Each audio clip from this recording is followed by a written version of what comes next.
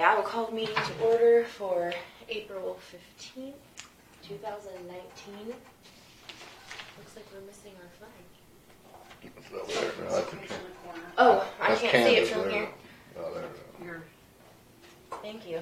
welcome. Would you like to join me in the Pledge of Allegiance? I pledge allegiance to the flag of the United States of America and to the republic for which it stands, one nation, under God, indivisible, with liberty and justice for all. Thank you. Okay, correspondence for today. We have some board appointment requests and looks like a resignation. Some of those We had already approved. I think there's some that have not. Okay, this one, these aren't open. Okay, I see this one's new. Maybe these both too. Charles Newell. Dear Aljo, Alexis, and Randy, my name is Charles Newell. I've been serving on the Crime Victim Restitution Fund Board for the past 3 years. I would like to continue to serve on the board, and I request that you reappoint me to an additional term. And Glenn Malum. I would like to submit my interest for the position of board member of Lincoln County 1st Rural Fire District. I would also be interested in being a board member for Lincoln County Repeater Board, as well as the Crime Victims Restitution Board. Glenn Malum, I said that. And we had already accepted the resignation of Leo Dwayne Veneta, correct? I think that's one of them. And we appointed Terry Jo Heater. Is anyone remembering this besides me? Yeah. Galen Liggett to the County Hospital Board for the reappointment. Bill Houston, too. And Bill Houston, yes. So, did you have anyone else for the I was just gonna update you. I've been asking around for hospital board members. I asked like 10 people and no one seems to want to do it. And not because they wouldn't want to do it, but they just had other conflicts they think they, Okay, let's see. So I'm still looking, so if people have recommendations or something. Okay.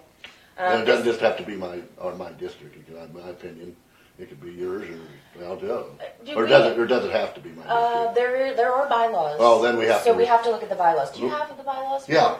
Okay. Somewhere. Well, then that would tell us the details. But okay, well I can just do for my district. I was gonna say I'm not against. Well, that doesn't mean that's what the bylaws say. Okay. I'm not sure. This is from Linda Darling. I am writing to express an interest in serving on the Wind Power Economic Benefit Fund Board as outlined in your recent publication. Did we appoint that? Yes, you do. We already. I think Jason Dole is the person that is coming off. So he'd be in your. But I meant we didn't already reappoint it. No. Okay, so does that have bylaws? They do have bylaws because I have those, but I don't remember reading which. I think it is. Because this is a Lincoln. There's one representative per district. And for some reason, you guys should have that list someplace that says the people that I gave you that was expiring. The web fund board. I do, but what I'm saying is if I need to go look at the bylaws for that again, because if this person doesn't live. It has to be from your district. Right, There's one from each district, plus economic development, plus the chairman of the commission. So this is a District 1. I don't know where that person lives. This is Lincoln Avenue, is what the address is, unless that's a business address. 431 East Lincoln Avenue. That would be my district in the first district. Yeah, so that's not going to work. Where is Lincoln Avenue? It depends because 14 Highway is divided. Yeah, it could be. District 3 only goes down to North Street. It doesn't go any further south. Okay. So it wouldn't go. I know it goes west. Yes, It's but west of 14 Highway. But not any further south than north. Oh. It's only north of south, or it's North Street is up there by. it's north of north and west of 14 is what the line. Did you get that? Wow. See this? It's Marion, or it's 14 Highway's the line, right? It's Marion. Yeah, it's You're this, Marion, it's that township. Yeah. And Beaver's be Aljo's. Yes, Marion and this is is my number township. 1. This is Oh, you. Marion's yours too. Huh? Marion Okay. is mine. Okay, then Beaver too is yours. Elkhorn, I only have Elkhorn, Franklin, and Val. Wait a minute. What is this street? That's the main one that goes Main Street through Lincoln east to west. That's Lincoln Avenue, right? 4th Street is the other main street. Oh, I'm sorry. Fourth I'm sorry. Street. It's the north corner. And 6th Street is Highway 14. if you want to get Lincoln, that's 6th Street, it's called 6th Street. Like if Highway 14 runs through Lincoln, that's 6th Street. And Main Street, which goes north-south, right by the bank, so that's 4th Street. Lincoln Avenue is east and west, runs right through town, right out here. Right, Where's what now? so it could be west. It could be west of 14, so it could Right. be your district. Right. Or Aljo. Aljo, I guess, or Indiana, or you're Indiana, right? West. You can't really tell that little map there. You need a bigger book, right? I can't tell. I thought it was north was the cutoff, but you're saying that is North Street is the cutoff Commissioner between Aljo and mine. It is. It's North Street and Sixth Street. which It's is North Highway Street is 14. everything south of North Street and east of 14 would be District 1. Mine, Aljo's is north of North Street, and North Street is right there by Viz's liquor store. You know that. Yeah. That's North Yeah, Street, yes, yeah. yeah. It goes to the high school, just north of Lincoln High School. I live on North Street. Yeah. I'm in Cindy Aljo's lives. district, but if I cross. That's But Aljo's on this side, but He's on the north side, but he's also Marion. He said so. He'd be everything west of 14, north of North Street too. You know what I'm saying? yeah. Yeah. I don't know where yours comes in at. Yours would be south. Yours would be south of North Street and west of 14, right? Indiana. I'm not. I think, I'm not sure. I need to look With the Indiana Township boundary. But I wouldn't have anything on Lincoln Avenue, right? Because doesn't Well, it you stop have- at 14? You would have, yes, you do, because you would have what's on that side. So The west there of is a Lincoln 14. Avenue. Which and goes then to the old Eagle bowling Shed is alley. out. Yeah. The old That's bowling still alley. Lincoln on the west side of Yeah, that? yeah, that's still Lincoln Avenue. Okay. For about a block or two, and then it gets out in the country. So you have like all the way to Walker's, everything that's west of Highway 14. Yeah, Alexis. Walker's. And south of up North here. Street. So then where is I don't know where that is. the 400 block? East or west? On east. That'd be over here. Okay, so So then that'd be that's out, my okay. district. That's First where district. was west. It's east. Oh, east. Maybe I didn't say. I just said Lincoln East. Avenue. But it's East, yeah, 431 that's east. over here. Okay. It's actually almost right downtown. I know it's 4 blocks east of down, maybe. Okay, this one says, I don't know that last name signature. Who is that? Do you know? It's James, You someone. know who that is? I don't know. James Weber.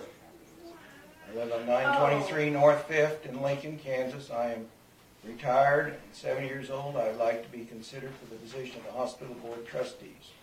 My phone number is, and I would have the time to do this job. There you go. They live directly across from. They the live across nursing from the home. nursing home. Yeah. So that's the wrong district. That'd be Aljo's district, not. Now, I don't think the county hospital board is my district. We just kind of, when we were appointing them, tried to make sure This is that fine, I know. all the She's areas of the already, county were represented, is the way I You understand wanna it. see Aljo. That's Steve McBride. Well, I think we need to look at the bylaws though, because wouldn't the bylaws tell us specifically that We might want to. Maybe we could modify them or edit them or. you don't have them with you, do you? What? That you don't have the hospital board bylaws, do you? on No, not on me here. I don't even have them. I need to get them.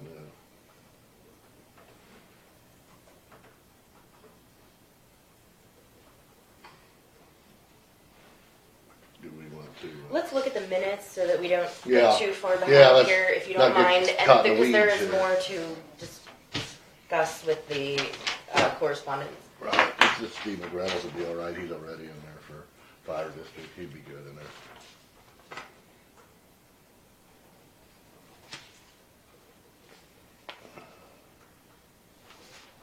In my opinion, anyway. You said he's already on it, or? Yeah, isn't he? Didn't he say that? Now you're retired from the fire board. It says I'm writing to inform you that I'm interested in joining the board for the First Rural Fire District. Oh, okay. He spent 40 years as a volunteer fireman and retired from that, and would enjoy utilizing his years of knowledge and experience by assisting as an active board member on the First Rural Fire District Board. Stephen McReynolds.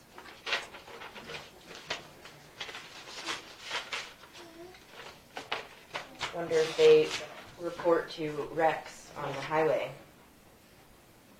and what they do. when that happens. What, I was looking through our budget, the monthly budget. What's the rescue crew? Is that part of the EMS that we have? We have a rescue We have a squad budget for like fund, $90,000, a rescue fund. and I believe that's a separate mill levy, isn't it? Who does that go to, the fire department or for the EMS? It's me. Rescue Squad. squad. So we have a certain people that do that, huh? I didn't even know that. Huh. Where are they based out of? Firehouse. Down there, okay.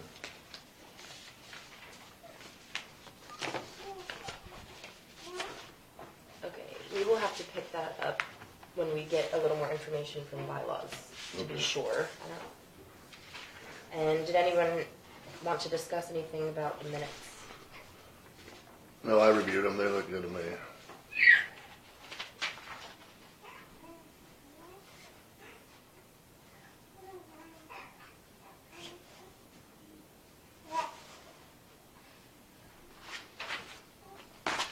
Move to approve the minutes. Second? Which meeting?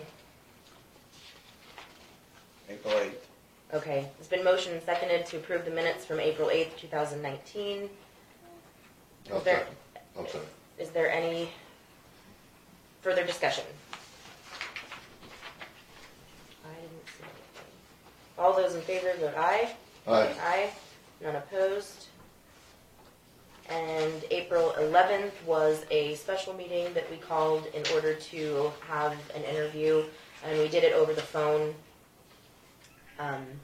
We actually had 2 scheduled for that day, but we only ended up doing 1. And so I don't see anything wrong with the minutes.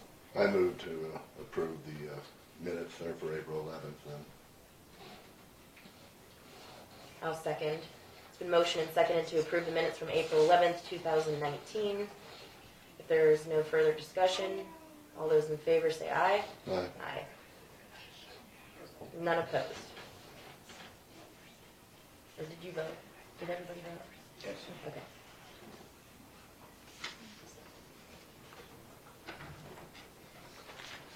Okay.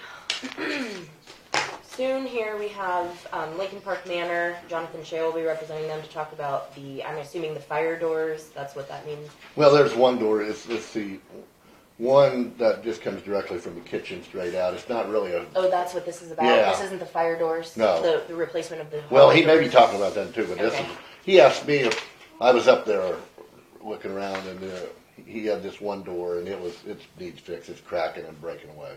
And I said probably just get quotes. And then he got back to me and said it may have to be like a special size and then, so I said, I told him basically go ahead and do it because it's like $200.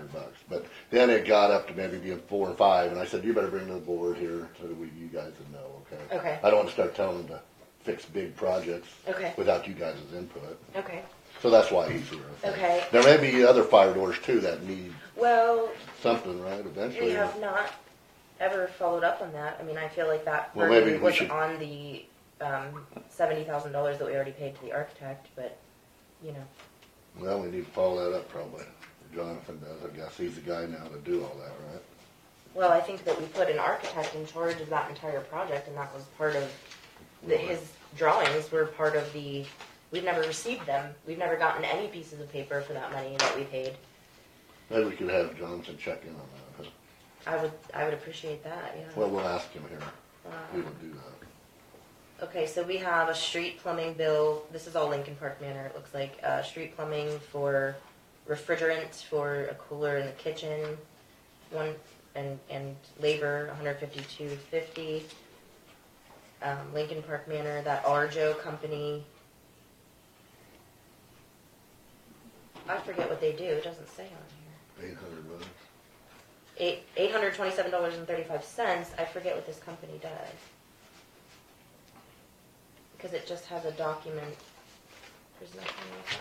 You had Hannah, you wrote a note, Dawn, that said Hannah check on this. Did she get information on what this Arjo bill is for $827 something? Well, I don't know. Okay, we'll talk to Because I her. would have thought that it would have been attached to it. So Yeah, there's- maybe I didn't actually give it to you. Now that I'm thinking about it, maybe I stuck that in the wrong box.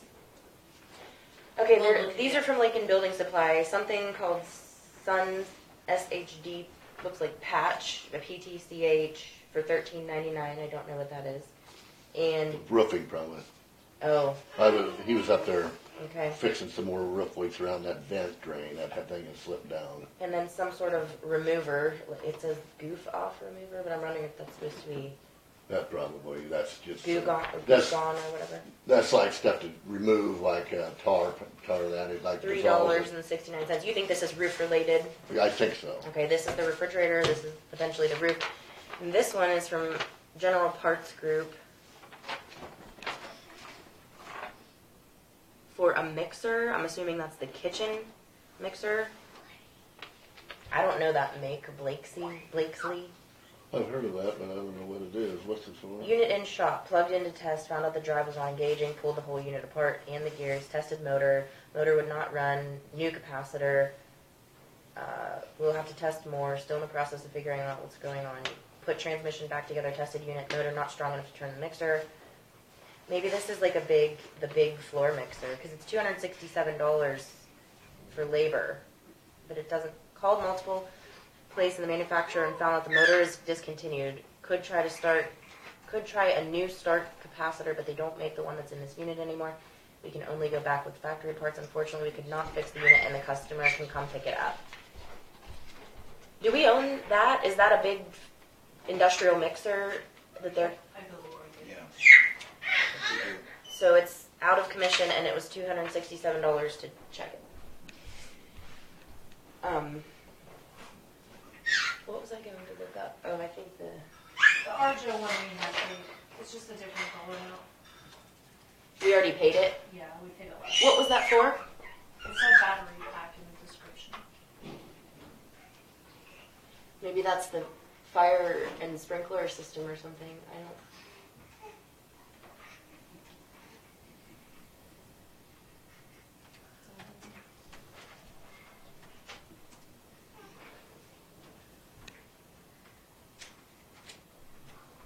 Well, we can ask Jonathan when he comes also about the power washing for the kitchen hood, and I will sign these ones from Lincoln Building Supply for the roof issue unless there's an objection. No, I'm fine with it unless I'll do it. And the refrigerator, I assume we own all the appliances in there? Yeah, refrigerant. Okay. Those can go back to Dawn. And these are the official minutes that she, have you done these yet? No. So once she does all the minutes that we get in our email and once we approve them, they go into an actual print form binder like this, and so then we have to sign them? Oh, okay. No, I haven't done that yet. Okay. Is that every quarter?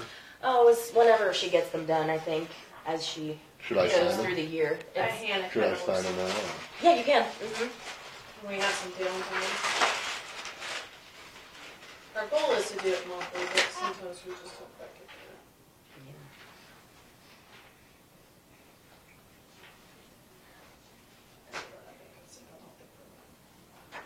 Every sheet needs signed? Yes. Well, the ones that have a lot, some of them are just, You already got that one signed. well, that's Terry. Oh, So, do you need to sign that? yep, just start here. Okay. You two can, and I'll I'll just pick it up sign the later. bottom here on the... I'm gonna try to get to the internet.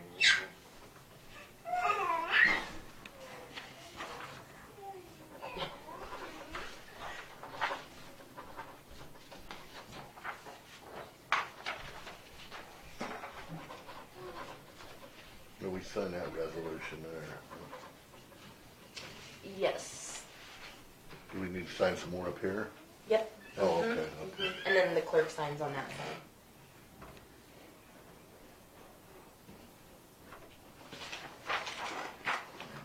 I guess nothing on this sheet, huh? Right. Some of them are just Some the of them are continuation of the just minutes. sheets, okay. And I don't want to get them mixed up she there. just has you sign at the end of It don't each matter if you get meeting. them mixed up, Randy. Okay, They'll sort them. They sort them by Okay. numbers. okay.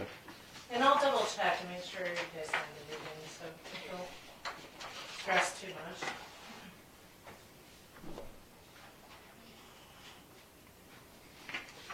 One day, if we're ever organized, we'll try to bring those last week's minutes and sign the previous week's minutes, but Mr. Schale's not here, huh? I guess. I think, Oh, there he goes right there. Right here. You missed that. Speaking of. Oh, hi, come on in. Hello. You ready for me? Yes. Okay. What we have is the kitchen door up there at the nursing home. It was put in pre-2003, and it's a wood door, and over the years it has just started splitting and cracking, and it's to the point where I have bandaged that thing, but it's to the point it needs to be replaced. And Randy has been up there when he was touring things and seen the door. I went over to the home center and I asked about the pricing for a steel door for that permanent, never to be replaced again. And her pricing up there at the home center is $571. But the reason it's high is because these have to be milled to set within the hinge dimensions that we have. So I contacted Topeka Foundry and also Overhead Door about it, and their pricing is the same for the steel door. It's $403 or $405, and they actually come out and they deliver it, they install it, and do all of that. Any additional milling that needs done, they do it right there on site. They don't. There's no. And the reason So you're Topeka, saying if you order it here, you need to pick it up and put it in yourself? yeah, we have to do it ourselves, and if it's messed up, if any of the stuff is messed up or they didn't mill it correctly, then it has to be sent back. But if the Topeka Foundry guys do it, they actually will take care of it right there on the site to deal with whatever needs to be done. And these guys can actually probably do a better job of it in reality because of the fact that they are the original installers of all of those doors in the facility. When those doors were put in many years ago, Topeka Foundry was the ones that did all those doors. So it was really easy for me to get the proposal from them because they already have all the dimensions for those doors. So what was their price again on that? it's $405, and that's for them to deliver it to the facility and install it themselves, which is basically $150 than Vicky, $170 cheaper than Vicky. You know, That's that door you showed me. Yes, Cracking and falling apart. I was going to get pictures, but it's been a crazy day this morning. So. No, I agree. It needs fix. It was cracking down the middle, and it was the side outside was it was weathered and rotten away there. So and this is also going to include the installation of a door. I don't know what you would call it, but it's a post that's about this tall. It's got a rubber stop on it, and then it got a hook that will be installed on the door, so that when they open that door for the kitchen. So. The kitchen for the delivery people to come, they can actually hook that door, and then we're not catching it and banging it and back and forth, and we don't end up with any issues in regards to that. So I've already ordered the doorpost thing, and I got that in from Vicky the other day. I just need to, once we get the door, we'll put that in and install it and take care of that, so we don't have this issue no more. The doorknob is new that's on there. It doesn't need to be replaced. It can be used in the new door. So, I mean, all of that part is there. So. Okay. Thanks for coming. I asked him to come like I told you because I basically said first just go ahead and fix it, but then when it got to be a little pricier, I said you better come here because I don't want to make big money decisions without you and Aljo agreeing to it. Vicky had a door up there that we were crossing our fingers that had been special ordered from Topeka Foundry for the hospital, but it didn't fit. It was actually too short. We'd have had to have done some major adjusting. Okay. But, so I think that sounds pretty good. Should I make a motion to have him do that with that? I think we would need the motion since he brought bids, and thank you for doing that. And then we have some other questions for you. I'll make a motion to approve this, but then we have some other questions for you. Okay? That's fine. Okay, I'll make a motion to purchase that door with that Topeka Foundry, right, and have them install it for the price you quoted. It's $405. We do not need the fire labeling on it. Which is additional. It's a $30 additional for the label. I move to approve. Okay, I need it listed here. Yeah, We don't need the fire company label. and the dollar No, I need amount. to. I did call and speak with the fire marshal, and the fire marshal said that does not have to have a fire label because it's an exit door. Exit doors are not required to have that label. only doors inside the facility. So there's no necessity of having a fire label on it. So it would be $405. And it's installed. not, and it's $30 for this. Yeah, we don't need that. Oh, okay, you just said that, okay. Yeah, we don't need the Okay, label. all right. I'll edit that motion, Don. I'll make a motion to purchase this exterior steel door for the back hall of the kitchen from the Topeka Foundry Commercial Door Company for the price of $405. And I guess that's it. And they'll install it too, you said? Yes, sir. Okay. They will. Okay. I'll second. It has been moved and seconded to purchase the door from the bids that were brought forth from the company Topeka Foundry. Is there any further discussion? If not, those in favor vote aye. Aye. Aye. And unopposed. Is that a copy of the bid I can have? I can make. You can have this one. I've got this in my email. So. Okay. So. Thank you. Also, Jonathan, we were talking before about, you want to talk about some of the bills or? Yeah, well, the first question I have, since we're talking about the doors, the fire doors for the inside, and you said you had called overhead door, and isn't that the one that got the bid, or is that not the one? That I'm not sure. Greg, that is not information Greg gave me when he left. So I'm not 100% positive about the fire doors. He is up there working on the water softeners. Oh, water softeners. On the water softeners, because we're having a serious issue with those.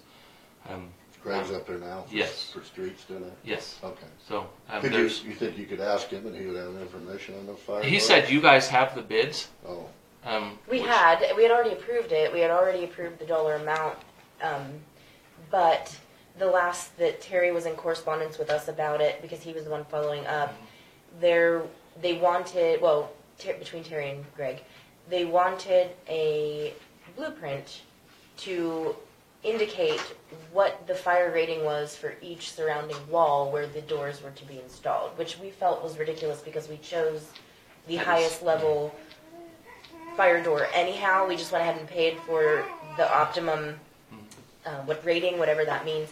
I'm not too familiar with that. However, they still wanted this drawing, and the last I knew, Greg was going to contact the architect to get that drawing from him, because we have paid very good money to the engineering firm, and yes, and we should be able to get any and all drawings pertaining to the project there. So maybe that I if you can would like- accomplish. I Yeah. can handle that. I talked with the gentleman who had headed that up, but he is no longer working for Overhead Door. That gave Overhead Door its bid. And I'm not sure that was the. I don't have that in here. I think I put it down the other hall. I think it was Overhead Door, because the gentleman I spoke with down in Wichita last week said that he asked, has there been any word on the bid? And I said, I have no idea. Greg didn't give me that information. So Well, he wouldn't be asking that because they were the ones requesting the drawing in order to actually bring the doors and do the install. So maybe you could just. okay. I'll just Find call. that out. I'll call Overhead Door and find out what the whole deal with that is. yeah, can you check on that? Yeah, I will. And then this is a bill that was sent to us, and I know you don't do this, but this is a power washing bill for the hood in the kitchen. Mhm. So that needs to go to your accounts payable person. Okay. And Okay. then there was a mixer. Do you know anything Yes, about the mixer? the mixer, we took it to Wichita because the mixer had froze up, which that's... The big industrial mixer yes. in the kitchen. It had froze up, and I took it down there to them, and they couldn't fix it. And so the mixer is actually, because they said the motor is bad and the motor needs to be replaced. They also had no ability to get the parts for the motor anymore. Well, there was a guy in Salina at Salina Electric Engine and Pump Repair that actually had the start thing on the start capacitor that was needed for that, and he's got the mixer, and he's going to supposed to be shooting me a quote on what it will cost to have it fixed, because that is we went online to look up the cost of that mixer, and that's about a $6,800 mixer. I believe it. So So I'll approve this bill to pay the labor on the first company then that looked at it and made that determination. That just goes in that file Okay. for you.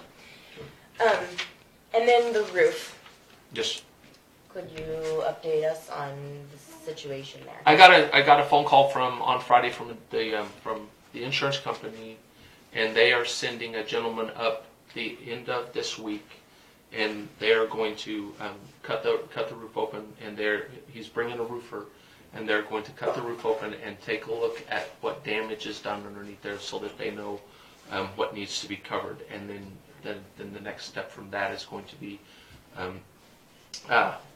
looking at getting it fixed, because we'll know more about the damage that was done from the leaks. And I've got them all stopped. There's no more water coming down through the roof when it rained. You fixed that vent pipe, Yes, said, right? I got all of that all taken care of. Yeah. Got nothing else coming through the roof at this point. Yeah, good.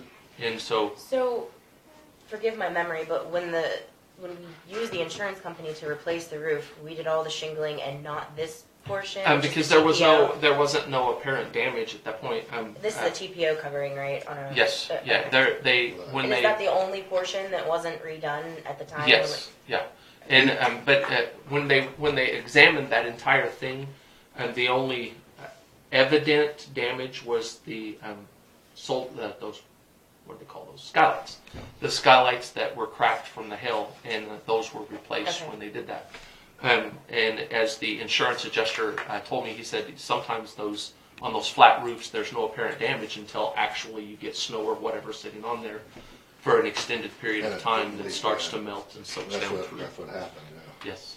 Okay. Well, as I understand it, that you guys redid that whole west side with reshingled from hail damage, right? Yes, that's all been redone. That's that slanted roof there. That's a newer part of the facility. From where the old building attaches to the new building, Right. all the way down and around to assisted And the east living. part, which is the old part, is what's leaking, and that's got that little Yes. flatter roof, which is Yes, that white material that's right, on and there. that's okay.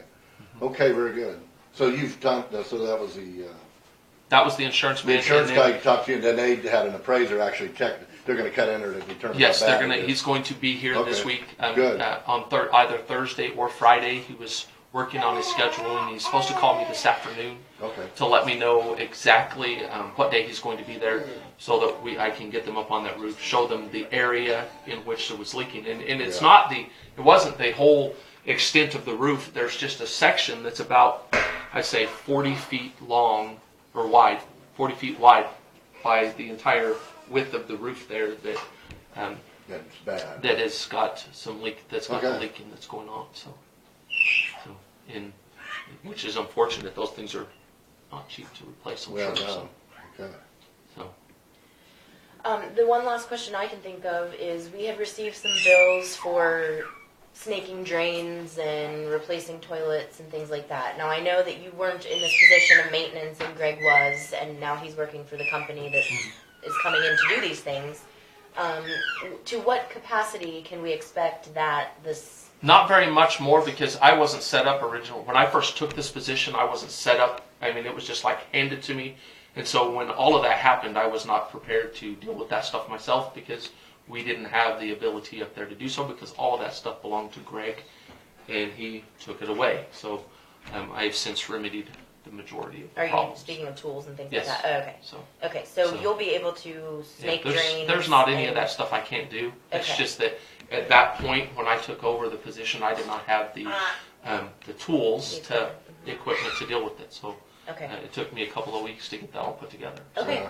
Yeah, we just wanted a little bit of clarification on how So- much maintenance we The can only expect. thing I can't handle up there is the HVAC, and that's it. And I don't the problem that's going on with the water softener is a little bit beyond my knowledge of water softeners, and so Okay. That's, we know you can't. A lot of that stuff is bigger projects. yeah. But the HVAC is the only thing that I can't handle. Electrical is all not a big deal. Been doing that for many years, so plumbing stuff is easy. Just the snaking we didn't have one because all of that stuff went away with Greg. So Okay. so. And I don't have anything else. I'll do I that. guess I would also like to know, is Kristen still working there? At this point, yes. Okay. So she was as of this morning. I just talked to her before I came up here. So Okay. so We had just been wondering about that. I think that's it. Thank you. Yeah, for thanks all for the coming information. up and briefing us on this stuff. We appreciate it. Yep, and I'll give this to them. And if so- you have any more information on the roof or what they've decided, if you could brief us or me or somebody so we know what's going on. Yeah, about all I'll that. holler at somebody as soon as I get the information later this week. You can, if you don't want to come to the board, you're welcome to, but you could just brief me and I could inform. Yeah, I can just give you a Aljo. call. That'd be And, fine. Or they'll any take of us, care like, of it, yeah. so. But I should have an estimate, hopefully by the end of this week, as to what they're looking at as far as that mixer's concerned, whether or not he can fix it or not. Yeah, And so Okay. that'd be great. it would be So great not have to buy if we a new can one. get it fixed and not have to buy a new one because Yes. those things are blooming expensive. Yeah. Alrighty. Thank you for all the information. Yep, Yeah. you're welcome. Okay. Kerry. Yes, please. If you're ready.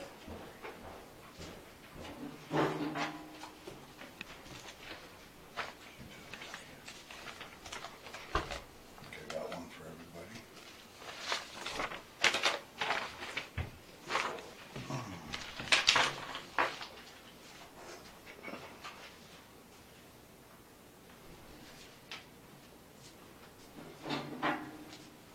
I'm just trying to get a resolution for the new tire prices. The first column, the current, is what we get now. The middle one is our new one, Who's there?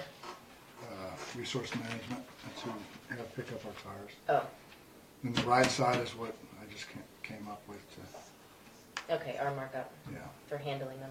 yeah, Okay. Wow, yeah, they went What- up quite a wow, bit. yes. What do they do with all those tires? Do you know?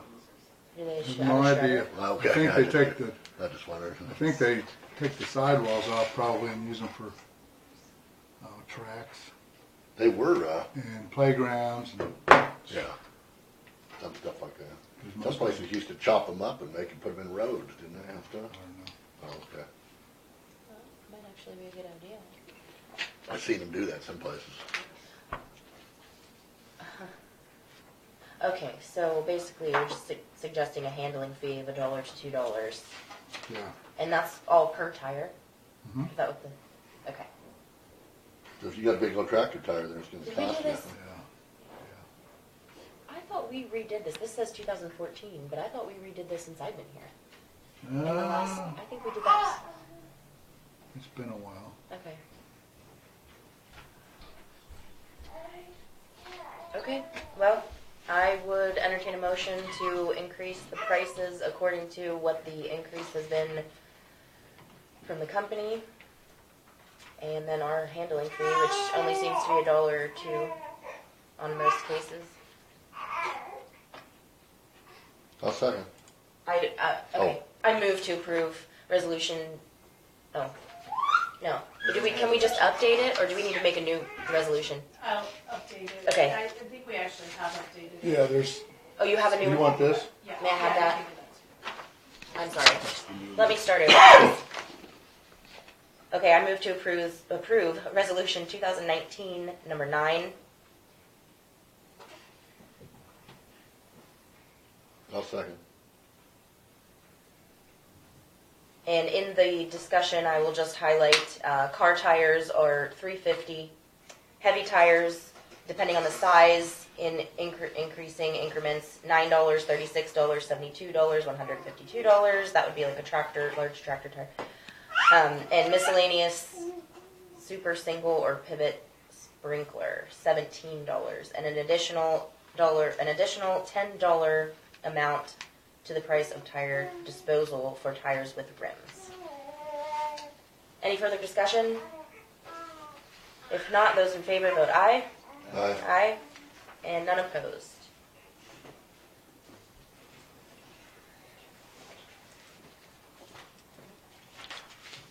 I'll give this one back to you. I don't think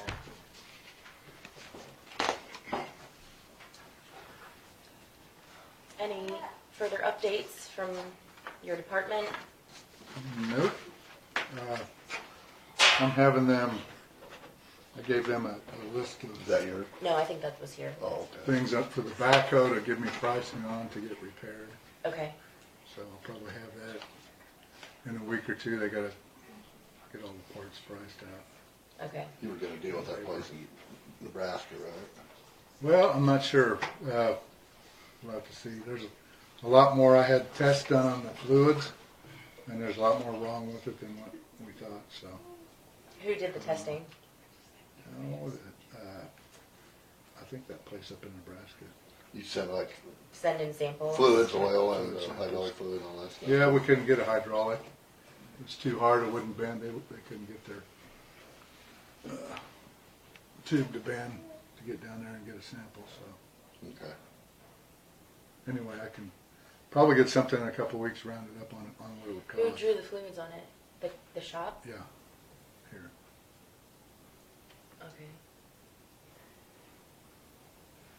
Isn't it leaking hydraulic fluid? Wasn't that part of the problem? A little bit. It's for some reason it was leaking pretty bad probably a month ago, and that's all kind of. The seals On in the there. wayside. When it's cold, When those they when won't it's seat cold, and then they'll leak. When it gets warmer, they'll expand. When it's And cold. then I'm they'll, just then wondering they how won't they leak. couldn't get a hydraulic sample is what I'm I wondering. don't know. Yeah, I don't know about it. You can just drain some out the bottom. Whatever. The O-rings get hard in the wintertime. Yeah. They don't You'll have expand. leaks. They're not soft. So it doesn't hardly leak at all right now. So in that circumstance, do you take the machine to the shop or does the shop come to you? They came to us to get the fluids. Uh-huh. Yeah, they came out there. Do they service it in Lincoln? Or you guys service it out there yourselves? Yeah, we've been servicing it out there, greasing it, and Yeah. Changing oil. change. Yeah. Do you have a maintenance program on paper for that machinery? They've got a log that they've had since. A log for when they do it, but is there a maintenance program as far as do you know what I mean by that? Like ahead of time, like, okay. They kind of go by time frame Okay. or hours. Right. Hours probably. Yeah, somebody hours change oil, whatever. Air filter. Maybe hydraulic filter, fuel filter, so. Okay. Anyway, I'll get back to you on that, and I guess we'll go from there. Is Saturday one of the busiest days out there? Would there be cause to shorten one of the other days of the week and make a full Saturday? Out of curiosity. It's full right now. In the summer? Is it busy in the winter too? No. Okay, it's more in the summer. It tapers off real good in the winter. Well, in the summertime too. After 1, it's next to nothing until. Okay. Well, they know. I mean, everybody Yeah, kind of knows. Everybody usually tries to get out there by 1. Okay. Okay. But the time's changed on the sign out there, so it's 4 for now till the fall. Okay. Do you have any questions for us? I Are you preparing the budget this year? don't. I can. I'm kind of wondering where we are with Well, the process of your job as department head. I just wondered if that's my responsibility or the director of public works. I don't know. I've done it in the past.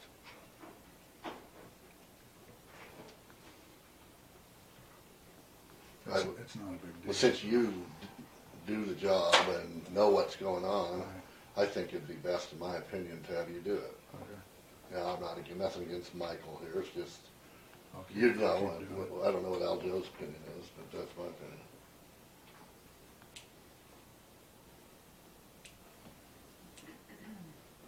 Okie dokie. Proceed then. Thank you. That's it. Have a good day. Hey, you too. Thanks for coming in. Thanks for coming. It looks like someone. Oh, she's ready. Okay. Yeah, we're ready for you. Okay. Please. We're actually on time. Amazingly. right. Even ahead of time. Yeah, a few minutes. Well, there's two things that I guess I would like to inform you about and ask for your participation or consideration. Not sure what the right word is, but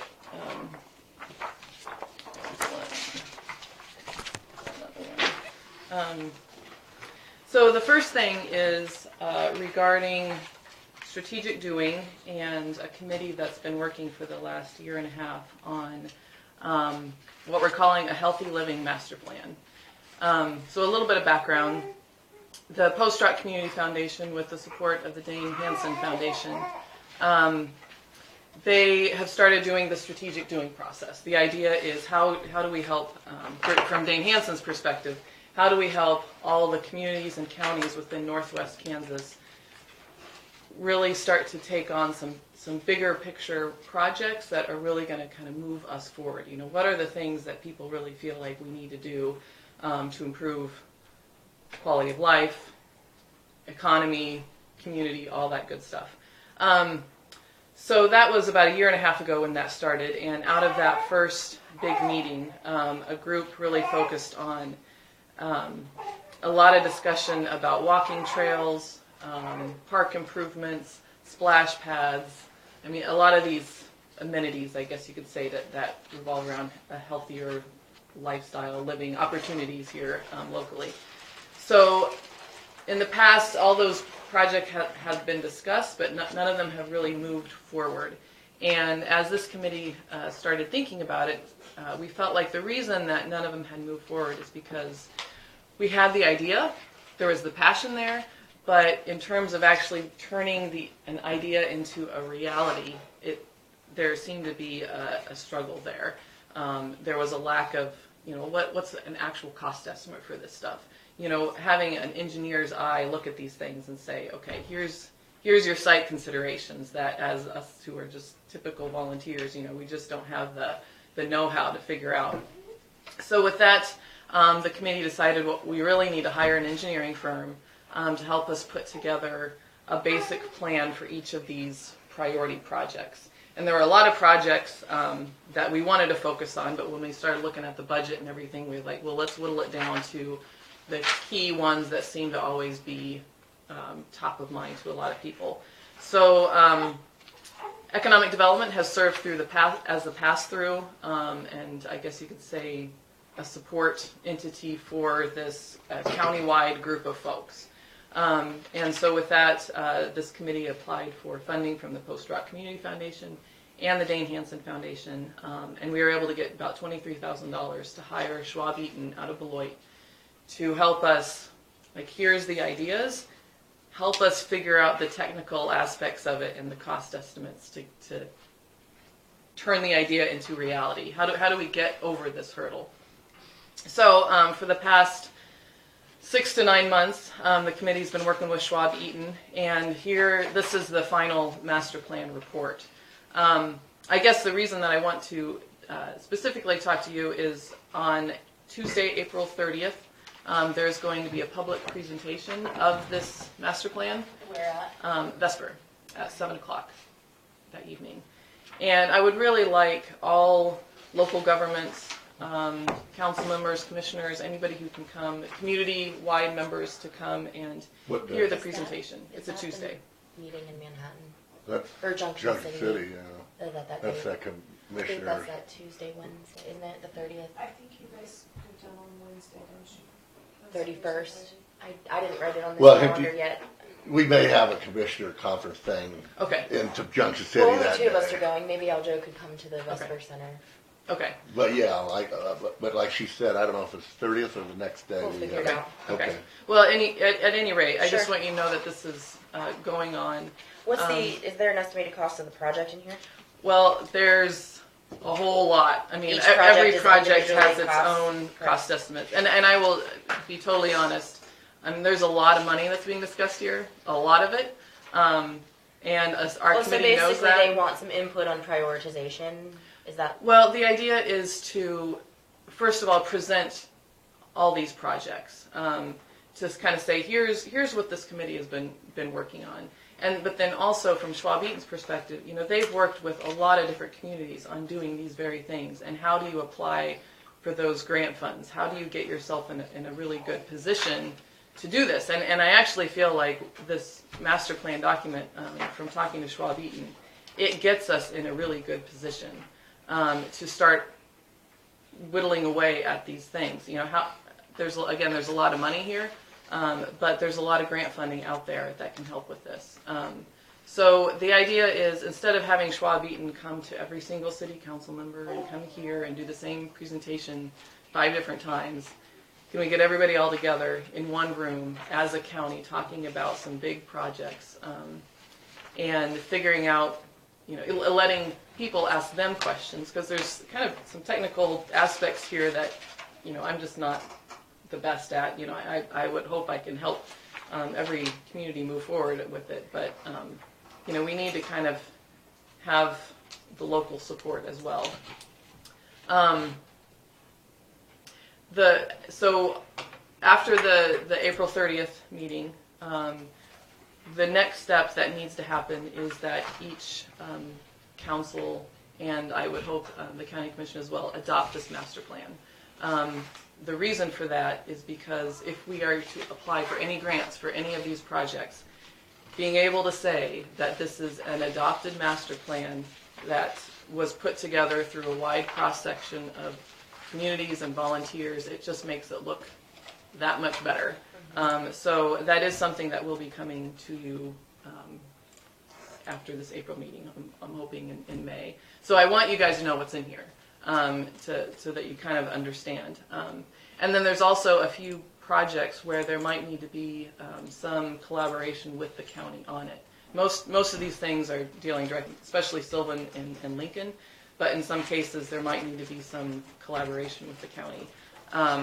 And the biggest one on that, just to kind of, again, this is mostly as an FYI, but one of the projects is developing a park at the Saline River Dam here just south of town that's outside of city limits.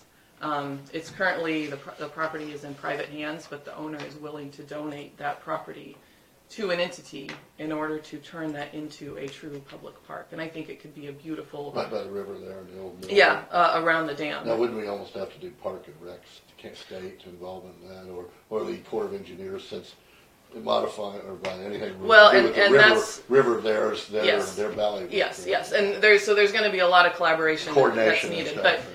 But they kind of outline what those things are, and I guess that's just kind of one thing where, so if we donate the property to a public entity, what entity is that, and then how do we move forward with the plan?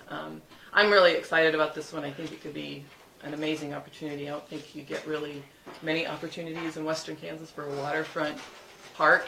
That could really be a standout feature, but again, there's going to need to be some collaboration here. So that's another thing that I guess I just wanted to kind of put a bug in your ear on and would it just be on the north side of the river? Actually, in here, they're mostly talking about the south side of the river. South side. Yeah. The north side of the river, the reason that we've steered away from that, at least at this point, in kind of the initial development of the park, is it's such a steep embankment there that they kind of felt like it's probably not a good idea to encourage people to go walking down that. You're kind of creating a liability hazard. Yeah. Whereas the other side, it's a lot flatter and open, but you can create, a couple campsites there, a little fishing pier, and so forth. Also, on the north side, back in our day, in the 50s and 60s, there were caves back in there where there were Native American artifacts found. So. Yeah, from what I've been told, they're a little bit further beyond just this small area for the park. But yeah, there's under that. Yeah, there's some cool stuff around there. Yeah, Both sides. Yeah. So anyway, I guess again, I invite you to the April 30th presentation. April 30th, what time would it be? 7:00 p.m. 7 so p.m. I don't. In Vesper. In Vesper. Mm-hmm. I'll try to make it if I'm not going to that conference. Yeah, I understand. I mean, it's kind of one of those things where you can never stuff pick a good day. Yeah, right. For There's something everybody. going on all the time. Yeah. Okay, Kelly, thanks. The next thing that I guess I wanted to let you know about is a project that Economic Development is working on, and we're calling it a countywide real estate open house. Nope, actually, those are two. Yep, I'm going to give you. Oh, two each, Yep. okay. Well, that's what you've already asked the Art Center about that, didn't you? About Yes, using yeah. the facility, yeah. Yeah. So, a couple things with the day. The first part, again, just kind of an FYI, that The idea with the countywide real estate open house is I feel like there's a lot of places that have been on the market for a very long time and have not really moved.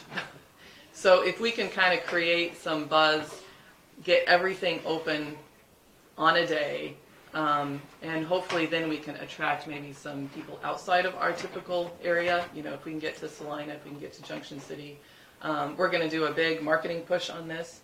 But the idea is anything that's on the market is open that day. 9 to noon is kind of the time period that we're looking at.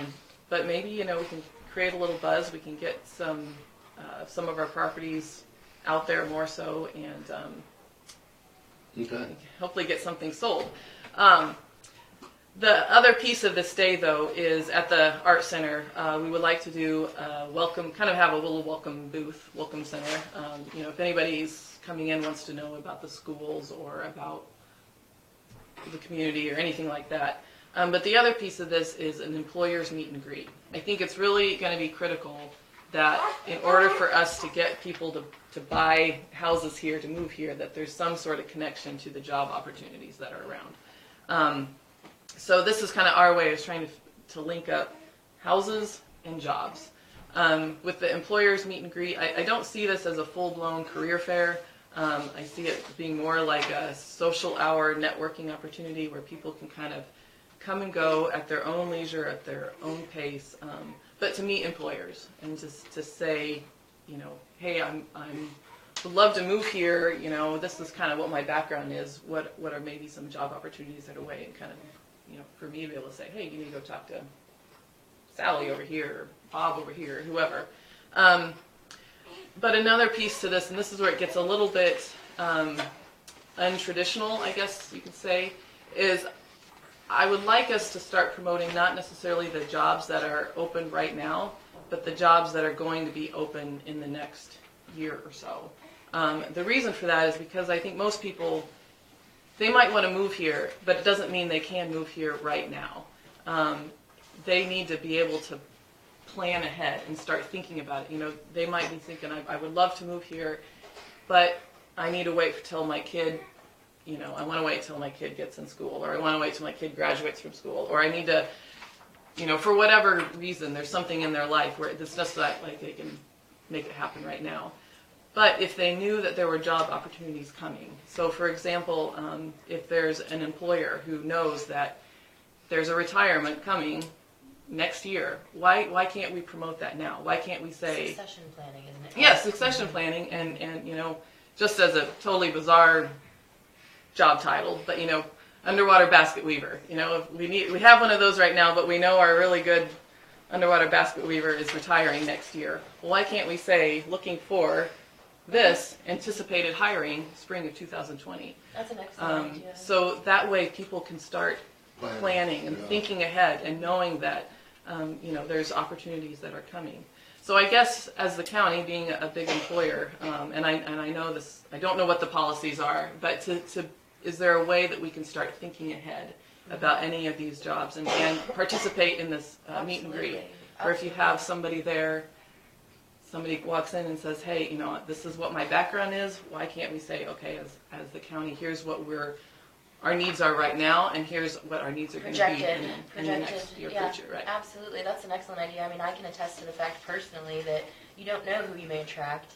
Right. I mean, I came from a different environment. I mean, we came out here because of agriculture. My husband was born and raised on a farm. But it's still the concept that kids getting out of high school don't even know what they're going to do. College is not the investment that it once was. And, I mean, we actually need skilled trade workers. Yeah. And we have local schools that even provide that. So as a continuing follow-up to their you know, it could be post-secondary. Yeah.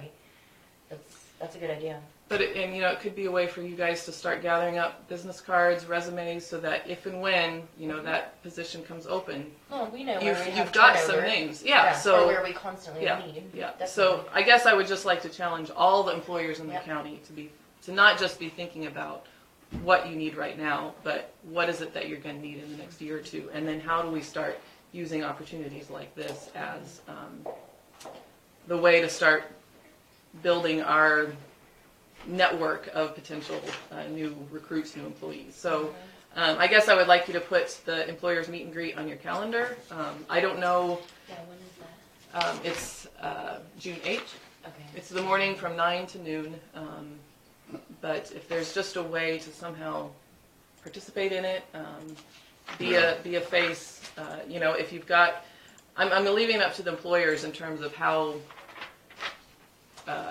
sophisticated you want to be. If you just want to be there and just be a face, that's fine. If you actually have job descriptions that you want to be passing out, that's great too. If you actually want to have an application where somebody can sit down and fill out an application, that's fine too. If you want to have a booth with signs, it's up to everybody else. I just kind of want to make this, especially for the first time that we've organized something like this, just an opportunity. Let's just feel this out and see what works, and then next year we know. Do you have a summary basically of who the larger employers are that LCDF can present as far as? Yes, yeah, I'm kind of making my way around to people and been talking to I people. mean, I know we're one of them. Yeah. Well, yeah. US Tower.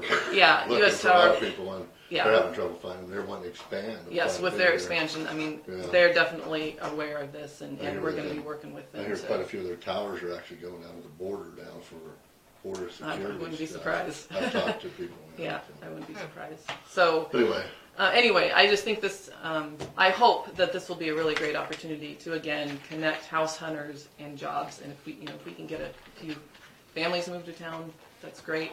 We are opening this up a little beyond our county lines. Seems silly to me to, like at Wilson Lake, to have one property being able to participate this and another one not being able to. That's right across the road. I also thought about Yeah, Lucas. it doesn't mean that they won't do trade and commerce here. Yeah, somebody who works across the county line can still take one of our jobs, and Lucas, a house that sells in Lucas still helps our school system. Absolutely. So we are kind of going a little beyond our borders, but No, I think that's definitely needed. In fact, I met a woman who was coming from Colorado through Kansas, saw the point of interest about the toilet that they did in Lucas, and came and bought a house because the real estate is, there and available. So you never know what is going to draw people. A big fancy toilet. yeah. Well, hey, whatever works. So anyway, I guess those were the two things that I just kind of wanted to go over and put a bug in your ear and see if we can get some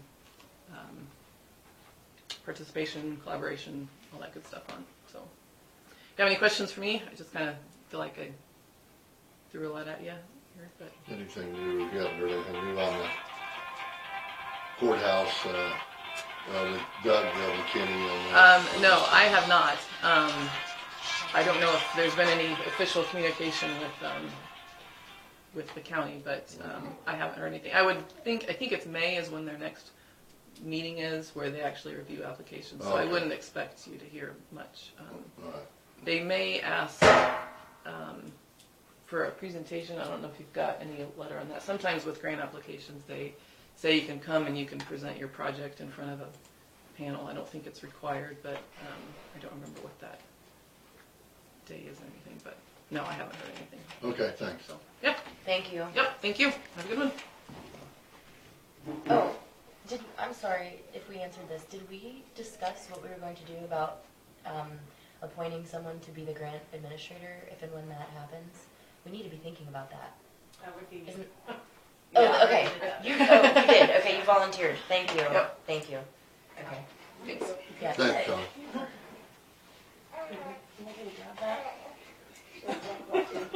No, I just want to make sure.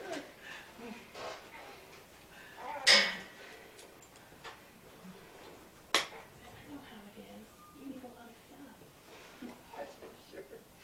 You forget everything. Jennifer, you ready? Yep. Are you ready? Yes, Back if you're ready. please. Thank you. Sorry, I was just I trying to get have my a- paperwork up in front of me. I have a couple other things too, and I know that I had received an email about some other stuff we may need to talk about in executive session, so I didn't know if we wanted to just kind of nail that out first. I have my employee evaluation that I'd like to just discuss with you guys very briefly. Katie Good was at her 50-cent raise April 1st, And I would like to talk about council on aging stuff, and I believe I may like an executive session on nursing home stuff for just a brief, so hopefully we can get that done. Wanna do that right However now? you want to do it. Let's start with council on aging, because Okay. I was just pulling up their bylaws We can do and that. some things here that, and then we'll go into executive Okay. session, because we have two separate ones, right? You need one for evaluation and another one for the attorney-client privilege. Yes. Okay, gotcha.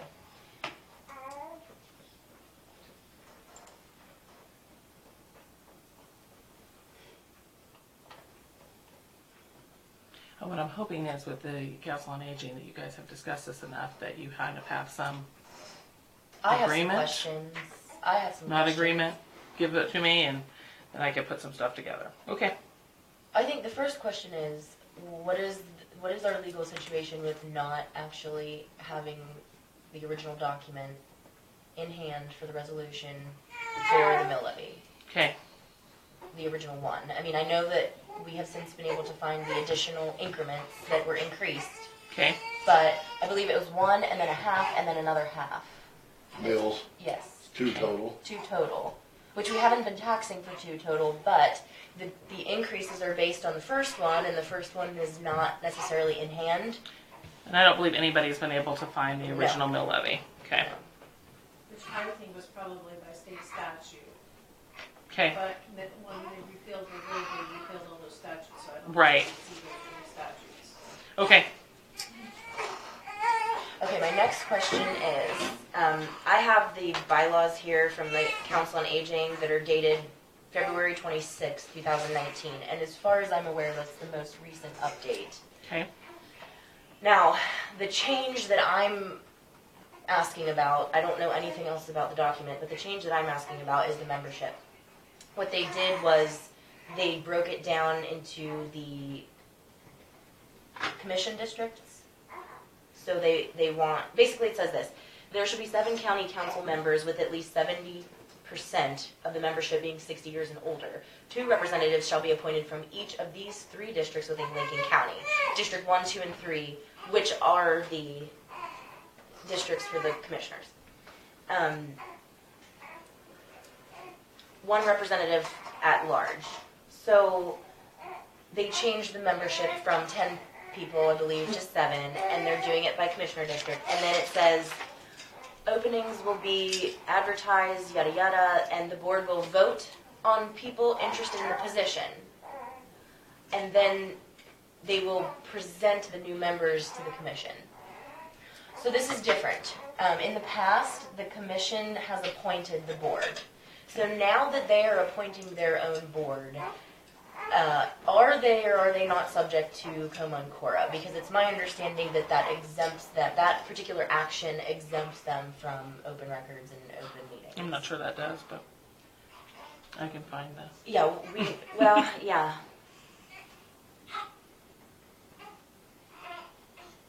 I would like to know that. Okay.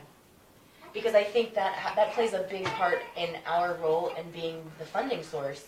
You know, if they're not going to be able to, if no one is going to be able to access their records or attend their meetings at will, then I don't know that the county should be funding. I absolutely understand what you're saying. Okay. The other question I had is, in your, role as county attorney, have you ever been a part of the commission creating any sort of regulations as far as giving out that mill levy money for seniors? Because the only regulations I've ever seen were produced by the LCCA, but they themselves are a recipient of the money, and I don't think the board has ever created their own set of regulations. You must be a nonprofit, you must be within the county, you must get it. Right. That may be up to us to initiate and Right. install a set of regulations that we deem necessary in order to give out that money. So I think that's where we need your advice too. And to your answer, no, I have not been involved in putting forth any regulations. I think in the past there has been reference to a letter that Mr. Kringle had prepared. I don't know if he was county attorney at that time or whether they sought him out separate and apart, but I don't think it was a board action for that. But that was kind of based on population, breaking it down, and I recall seeing that a very long time ago. I think that is the only piece of information that I've seen from a county attorney or a person who was county attorney in relation to this issue. Yes, I agree. As long as I've been doing it.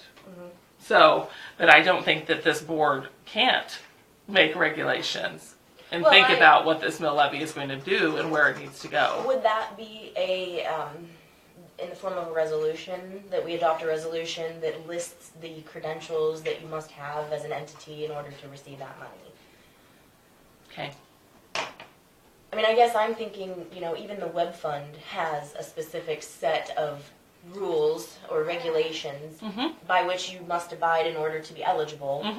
Now that I'm sitting on that board, it was, clear to me that they basically said we're not going to do any considerations for religious funding, because then, you get into that whole state religion crossover thing. So maybe that's a consideration too. Are we going to fund senior activities regardless of whether they're held in a building that, do you see where I'm going with that? If it's going to be held in a church, and it has nothing to do with my personal viewpoint on it, it's just what are our obligations as a public body to disperse public funds? Okay. Is where I'm going with that. And the resolution, the original, since we don't really have it, I'm wondering, do we need to define the word services? Are we giving money to...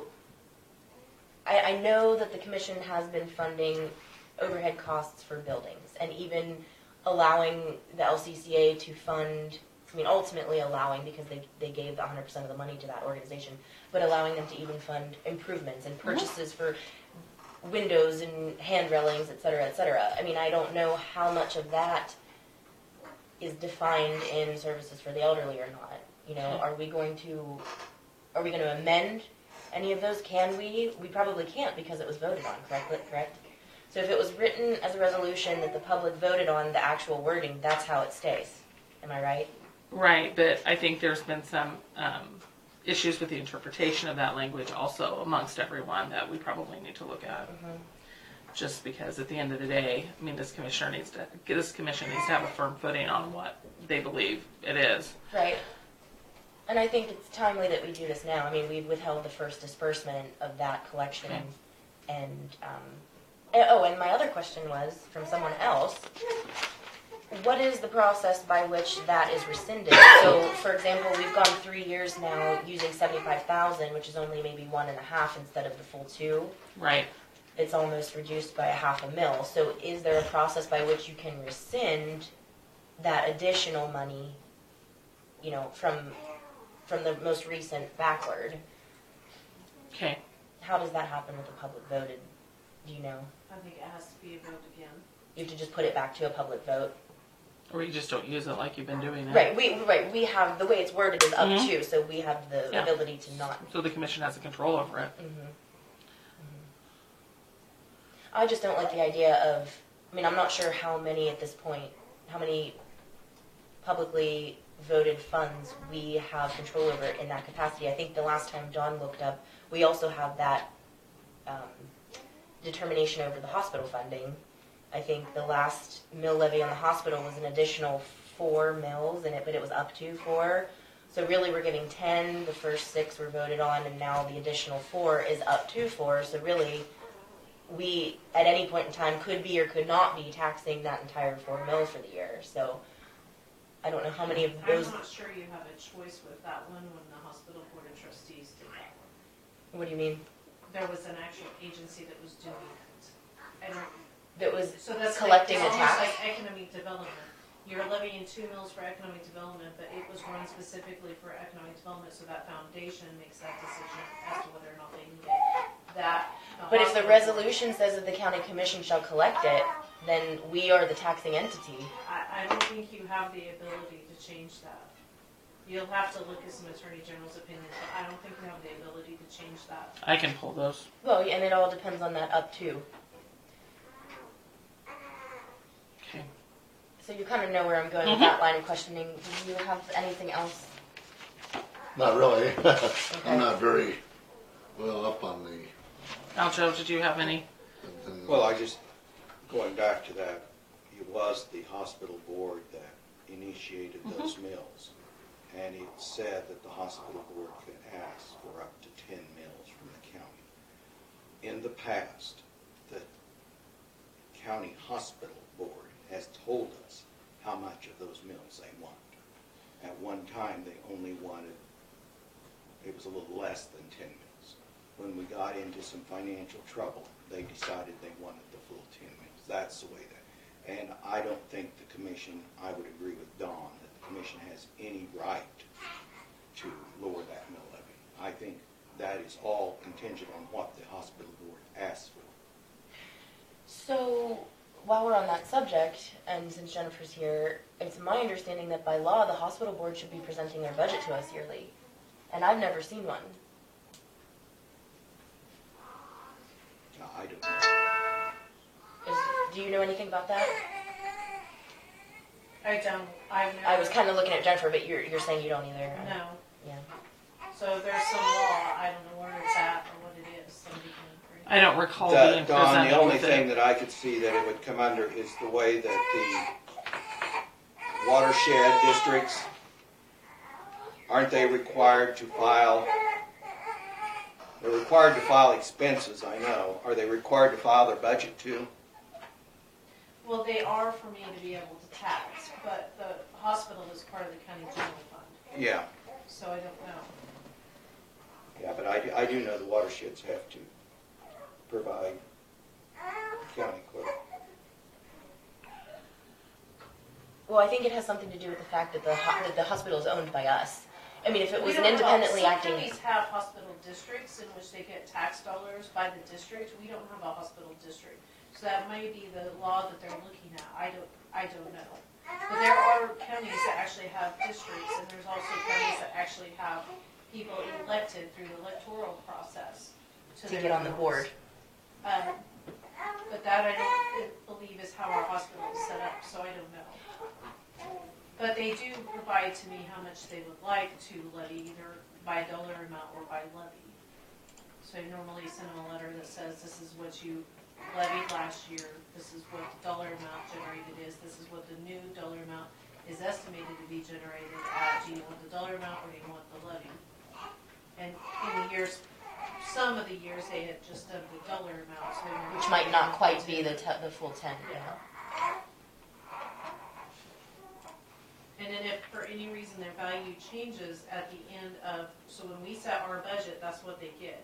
If their value changes up or down, they don't get the additional money. They get whatever it is that we budgeted in our budget.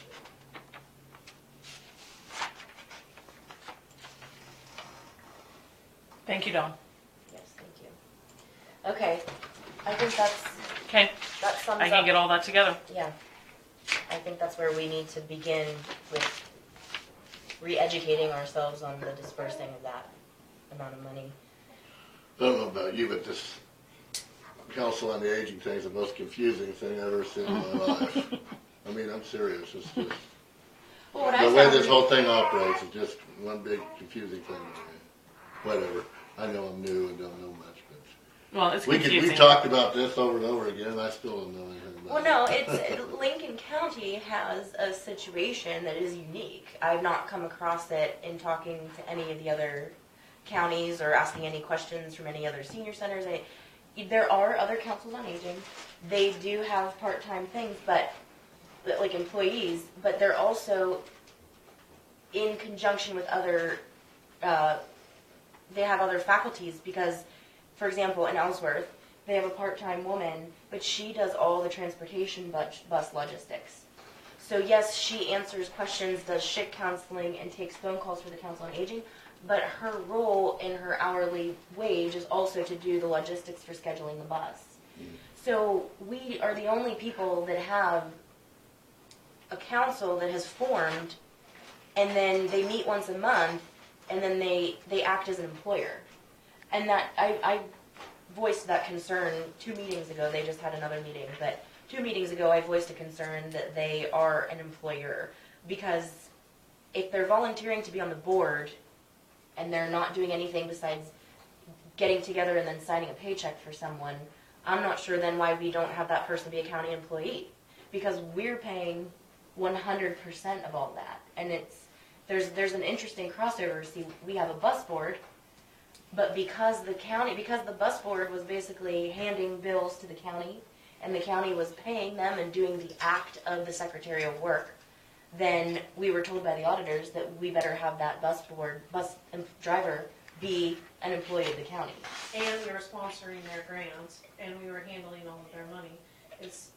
And it wasn't our auditors, it was a federal audit that came in on the federal transportation.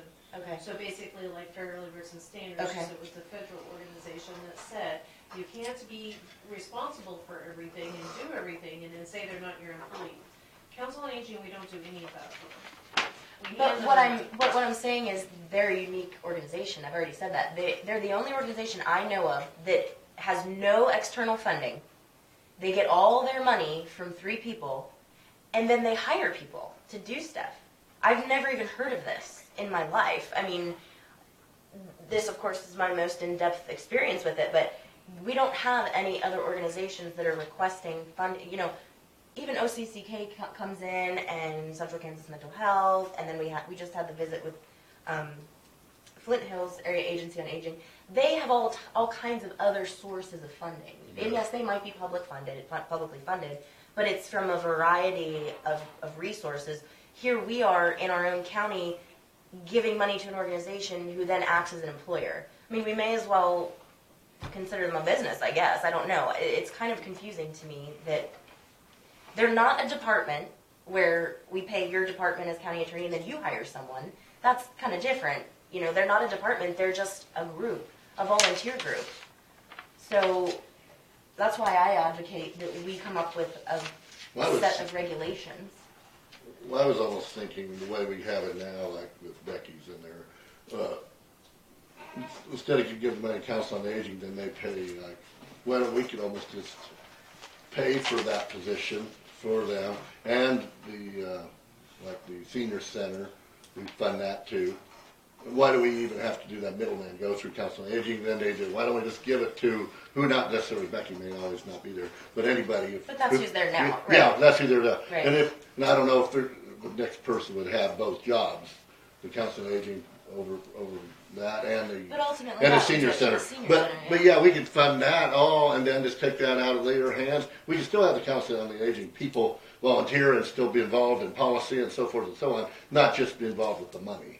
That's the way I would look at it. I mean, why?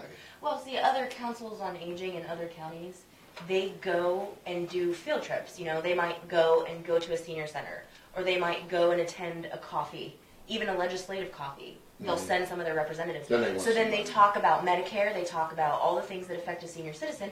Then they come back and they have their meeting and they say, oh, well, let's print up a flyer and advertise it. And, you know, Julie, who was here for Flint Hills, kind of gave some good examples of what they do.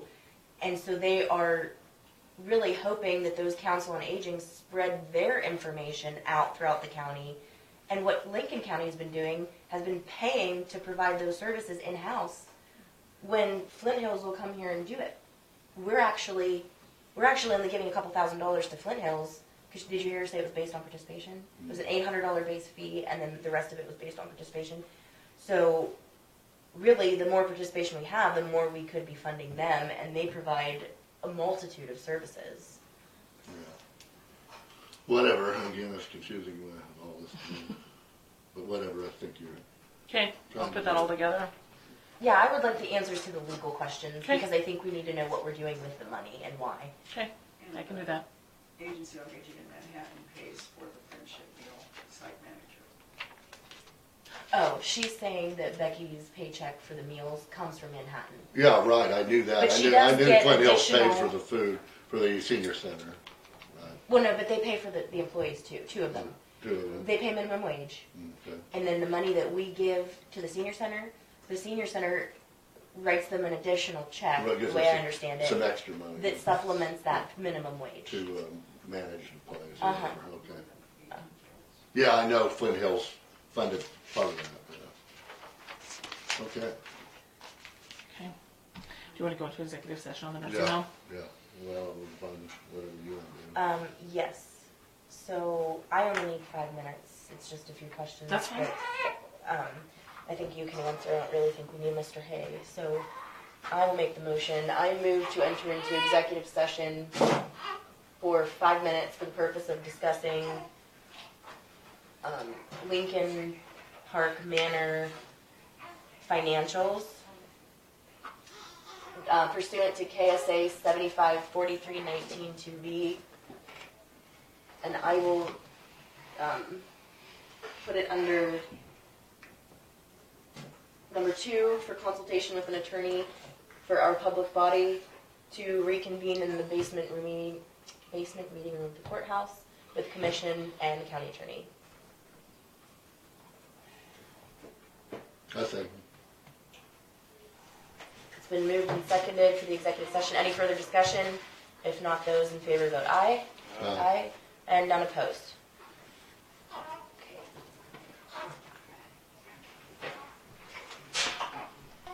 Due to her 6 months and evaluation. And it's effective, the next pay period, so it'd be effective April 1st. 26th. April 26th. That's the next pay period. I'll second. But wasn't it supposed to be instituted on the 1st of April? But it's not All pay raises It's are done the following following pay. pay period. pay period. There was a pay period March the 26th. Now there's no, so she didn't qualify because she wasn't here before March 26th. April 1. So she came on April 1. So it'll hit the next. When the paycheck is issued in after April, she'll get her money. I know, but if you use the word effective, wouldn't it be effective from the date? No, It's we don't effective. split payroll.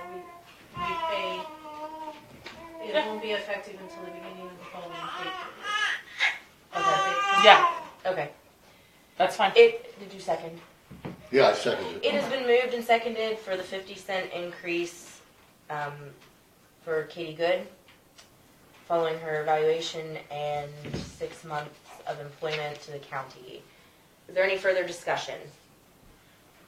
The 50 cent was for her 6 month. I don't know what you guys are I'm doing. sorry. We with this. haven't done that. Okay. That Yeah. is not the merit. It is not Okay, associated it's just the with 50. merit. Okay, Right. I apologize. No, thanks for the clarification. The 50 cents is based on the 6 months of employment, and I'm just verifying, as he said, because the evaluation was satisfactory, that it will begin next pay period. And all those in favor, vote aye. Aye. Aye. None opposed. And I move, if you're ready, Dawn, Yes. to file a civil complaint.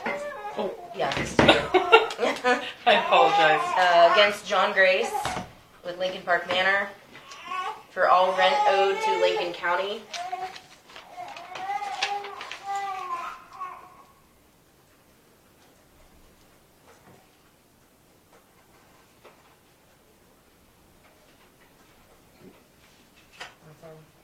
All rent, whatever that, I don't have the number. Rent, due and owing. Yes, please. Current, up to current.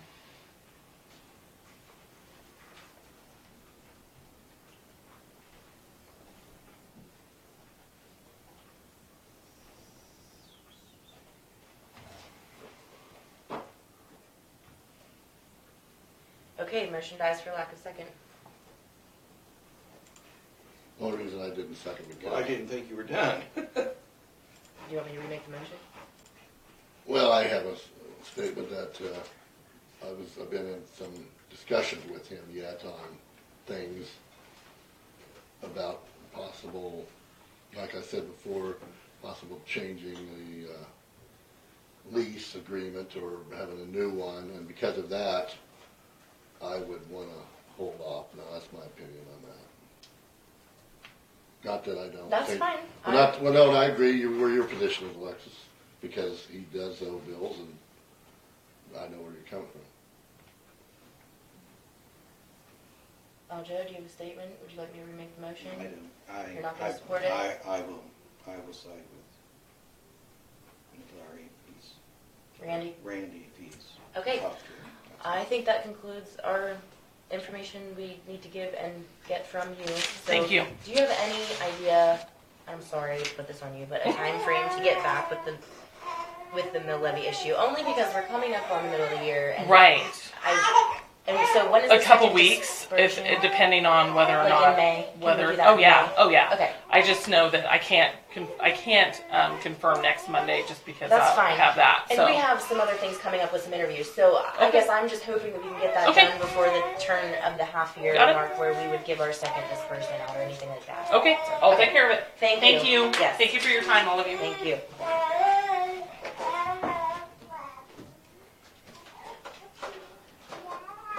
Thank you. Thanks, Jennifer. Would everyone be okay with a 5-minute recess? Yeah, that's fine. Okay. Are you okay with That's why I shouldn't have. Right. And we mainly there for rehab or somebody gets hurt in the fall. I asked Aljo earlier, we were talking about the rescue squad. Are you involved with them? Nope. No, We're that would totally be separate. that's fire department stuff, right? Okay. That's all volunteer, huh? Okay, back in session then. Okay. Brandon, you ready? Yeah, I would like to ask for an executive session with the commissioner only, please. Okay, you'll have to tell us the subject matter. To speak about the turmoil in EMS right now and speak specifically about some of the employees. And I'd like to mention some names, and I would like to keep that confidential.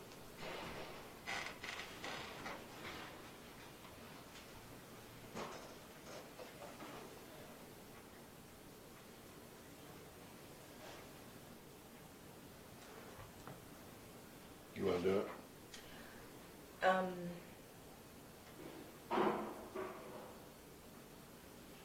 Yeah, I guess the subject, I don't know what you wanna say for the subject. You can make the motion. Well, I was just curious about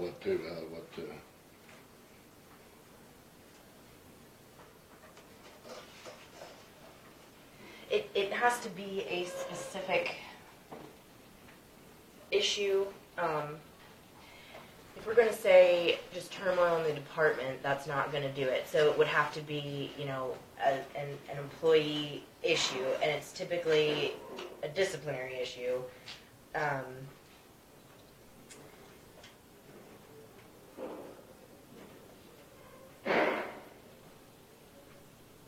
I really don't have a disciplinary issue. My concerns for the EMS service and its survival. Well, then I would say that's not executive session.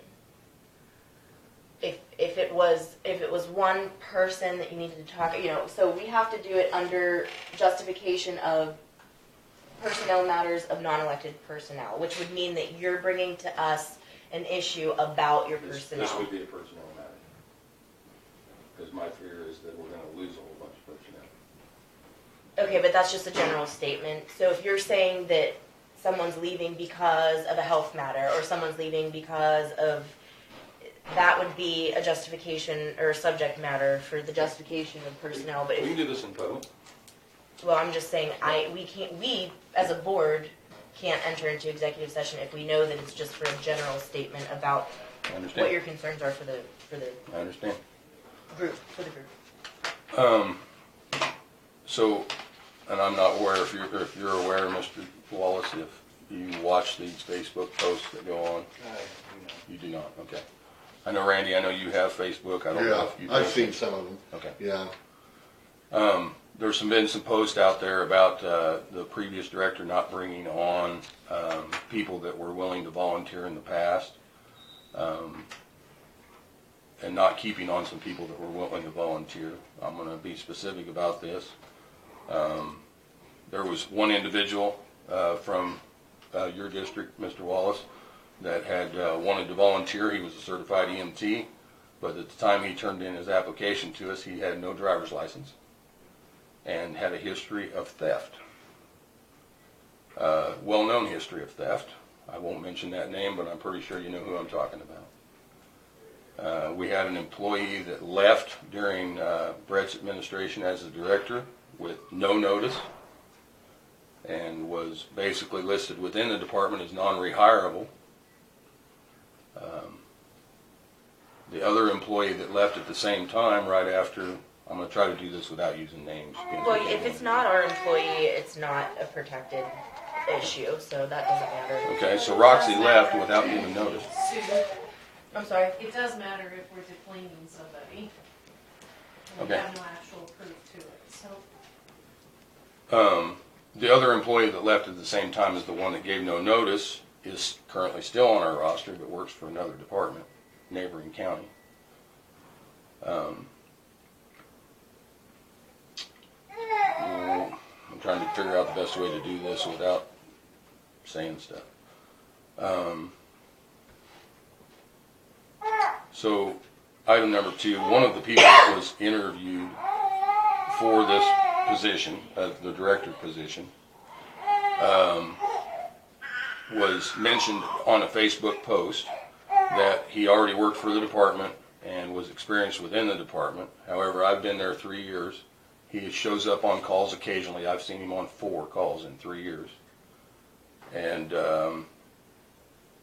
he does not attend staff meetings. Hasn't been to a staff meeting in 2 years. Okay, I'm going to interrupt here because I'm the chairman and we have to direct this discussion in an appropriate manner. And what I'm going to say is, if you're here to scrutinize the interviewees that the commission chose, then we're not going to have this discussion. I'm here to provide you with a state of mind of the current department and how they feel about the way this process is going. But that's not what you've said so far. What you've said is that you think that someone that's been interviewed has or has not done these certain things, and that really is not, that's not going to be part of the discussion. I mean, you can say that, but it's really, that's not what you preemptively said. You said you wanted to talk about the state of the department. So far you've talked about everyone that's outside of the department. And this is all building up to where I'm going here. Just like with the discussion I had with you the last time, it was all building up to something. So I'll drop that one. So we've got people within the department actively looking for employment elsewhere. And I'm afraid that we're going to lose the people we've got. We have a hard time getting employees there in the first place. The last couple times we've hired, it's taken months to get somebody hired to fill a spot. And I'm passionate about this. I'm not sure if you're saying that you're worried because you currently have employees seeking employment elsewhere, but that can be happening at any given time. So I'm not sure. I mean, I appreciate you bringing that issue to the board. So what you're saying is that the board needs to start putting out advertisements, is what you're saying. No, ma'am. I'm saying that the board needs to treat the department with some more respect. I'm not sure what has happened what changes have happened in the department. I'm not sure. Could you highlight what changes have happened in the department? I know you guys were upset that I mentioned Okay, about... I'll stop the rest of my discussion, and I'll do this. I care about this county. Mr. Wallace, I'm speaking directly to you because I feel I need to, okay? I care about this county. I care about the citizens in it, and I want to do the best thing for them. And I don't feel like I would be doing my job if I didn't come to you one last time to try to stop this madness that's going on within the commission and the turmoil they're putting the EMS department in. So where is this? So you're saying that, am I interpreting you right, that since I am unaware of what's going on in Facebook, you're saying that I probably don't care about the... No, not at all, sir. That's not what I'm saying. I feel like, I feel like you need to know some things that I don't think you know. If it has anything to do with Facebook or any of that social media, absolutely not. I do not participate in that stuff. And I understand that. I feel that it unfortunately has become an avenue of negativity. I agree. And I do not want any part of that in my life. Right. But as a commissioner within the county... And I appreciate you bringing it to my attention, yes. I feel but I'm not sure what I can do about that. I cannot control. You're right. And everybody has found that out, that nobody can control that. Yeah. And that is a national problem, not only a local problem. It is a national problem that our government is facing that we cannot seem to get our hands around. Can I give you the handbook here and refer you down? Is it all right if I step over? Sure. And I'm speaking specifically about this section here in the handbook. I know I've heard the highway department manager mention that he felt like he was being harassed. I personally feel like some things have been said in that manner on public media sites that were not proper. I was flat out told by one of this commission on Saturday that if I was to get an interview, it would be a pity interview during a Facebook conversation off of an innocent post. It was a national post about EMS nationally. It wasn't specific to Lincoln County by any means. And I was basically told if I was to get an interview at this point, it would be a pity interview. That's not what it said at all, but if you're trying to come to the table to complain about me, that's fine, but I'm an elected official. So it really has nothing to do with the handbook. And I'm sorry that you feel slighted by my comments of truth, but what the actual sentence was is, if the suggestion is to give an interview. I never said anything directly to you as what you're trying to portray right now. I understand that you're upset. You've made it quite clear that you want the director position. I wouldn't take the director spot on for anything right at this point. I wouldn't. So then, I'm withdrawing my application. Okay. Did you tell Dawn that you've withdrawn your application? I have not. I will do. Okay. Dawn, I'm withdrawing my application. Okay, so I'll just make a note. And Mr. Wallace, I do not mean any offense towards you by any means. I hope you don't take that. I am not offended. I am not offended. Okay. I'm very much aware that we are beginning to have problems hiring people due to that social media. It has been brought to my attention. And I will tell you right now, I don't know what to do about it. But it needs to stop. It is not a good reflection on this county, and it is driving people away that do want to come to this county to work. Right. And we need to get our hands around it some way. I guess I would just read to you what he pointed out to me, is that social media used either at or away from work should never be used in a way that violates any county policy or employee's obligation. If a social media posting would violate any county policy in another form, it would also violate it in an online or other electronic form.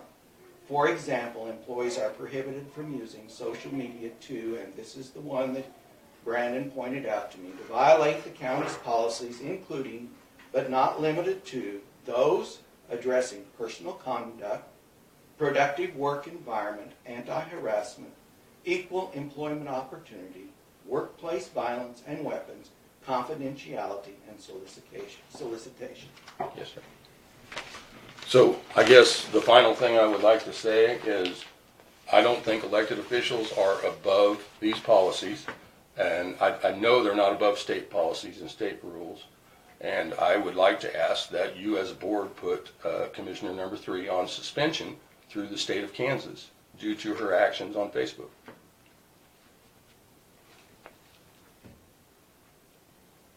There's got to be a way to do it. The Attorney General's office has got to have a way to control elected officials also.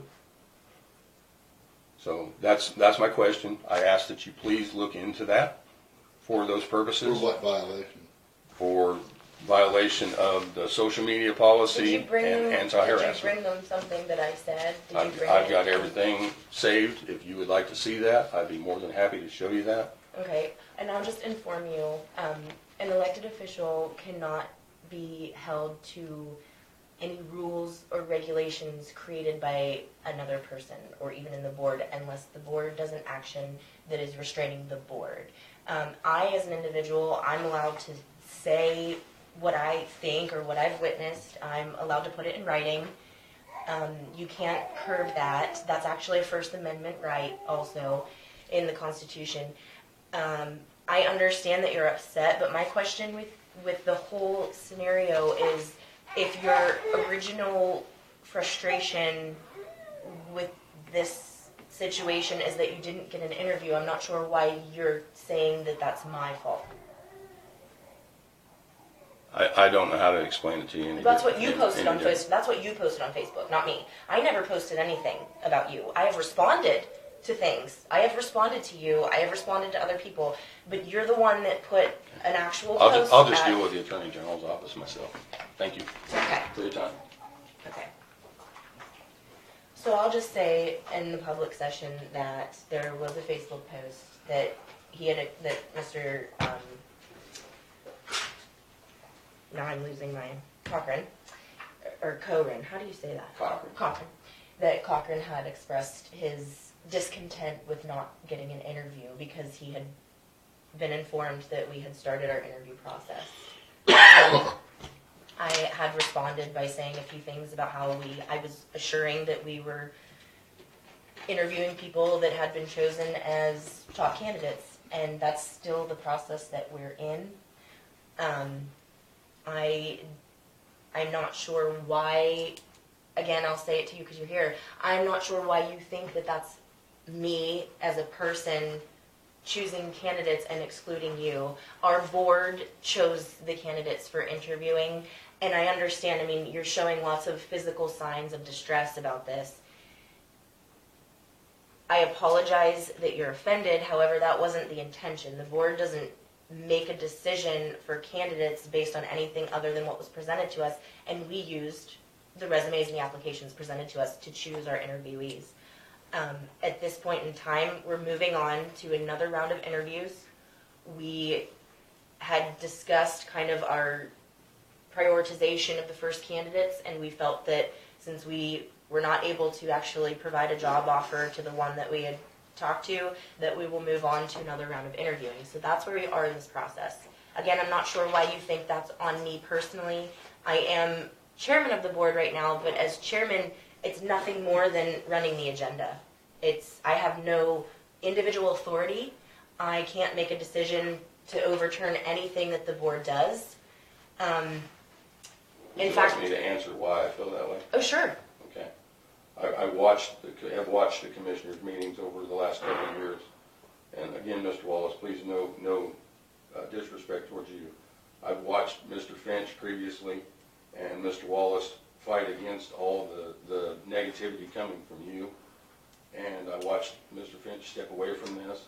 I watched Mr. Wallace step back into his seat and basically not say anything. I don't know Randy very well. Randy's new to the position. He's not getting a lot of guidance from Mr. Wallace in this position because Mr. Wallace is frustrated. I can see that in him. And so Randy's getting all his cues from you on what to be done. And I'm not saying you don't have your own mind, Randy, or I'm not saying that. I don't vote with her on everything. But that's the voice. That's the voice you're hearing in your Just voice. stiff me on getting our rent money. So, Well, I just want, sometimes I'll agree with her, is I want there are things to proceed. So I may second motions, that doesn't mean I'm voting along on things. I knew that a lot. Well, let's go back to the actual subject. The subject is the interviewing process, and the way that it's been going since we've had several rounds of interviews now for different positions, we are all receiving the candidates' applications. So they may be in different formats depending on how they applied. So we receive the application information and the resume if they attach a resume. And then each one of us is choosing who we'd like to interview. And when there's a crossover between two people making a choice to interview, then that person gets picked. So that's how we've done it. I think that's the most appropriate way. I can't see that we could determine another way that's unbiased to choose our interviews. So you're misunderstanding my point, but here I'll explain it a little bit better. I feel like I was disrespected in a Facebook post from Commissioner 3, and in that feeling of disrespect, the things that I have stepped up to do, as far as for the last 2 years, teaching all the continuing education, teaching all the community CPR education, first aid education, I will cease to continue to do that. And the new director that you hire can take care of that. I also will not step up to train a new director that is not aware of how to do certain aspects of his job.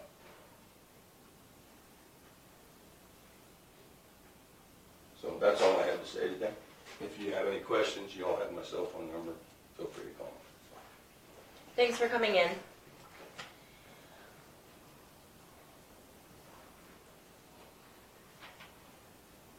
Now I would like to address, okay, first what I'd like to talk about is moving the room, because I do think we need to proceed with that. And Dawn, I don't know if they gave you a timeline on that tabletop.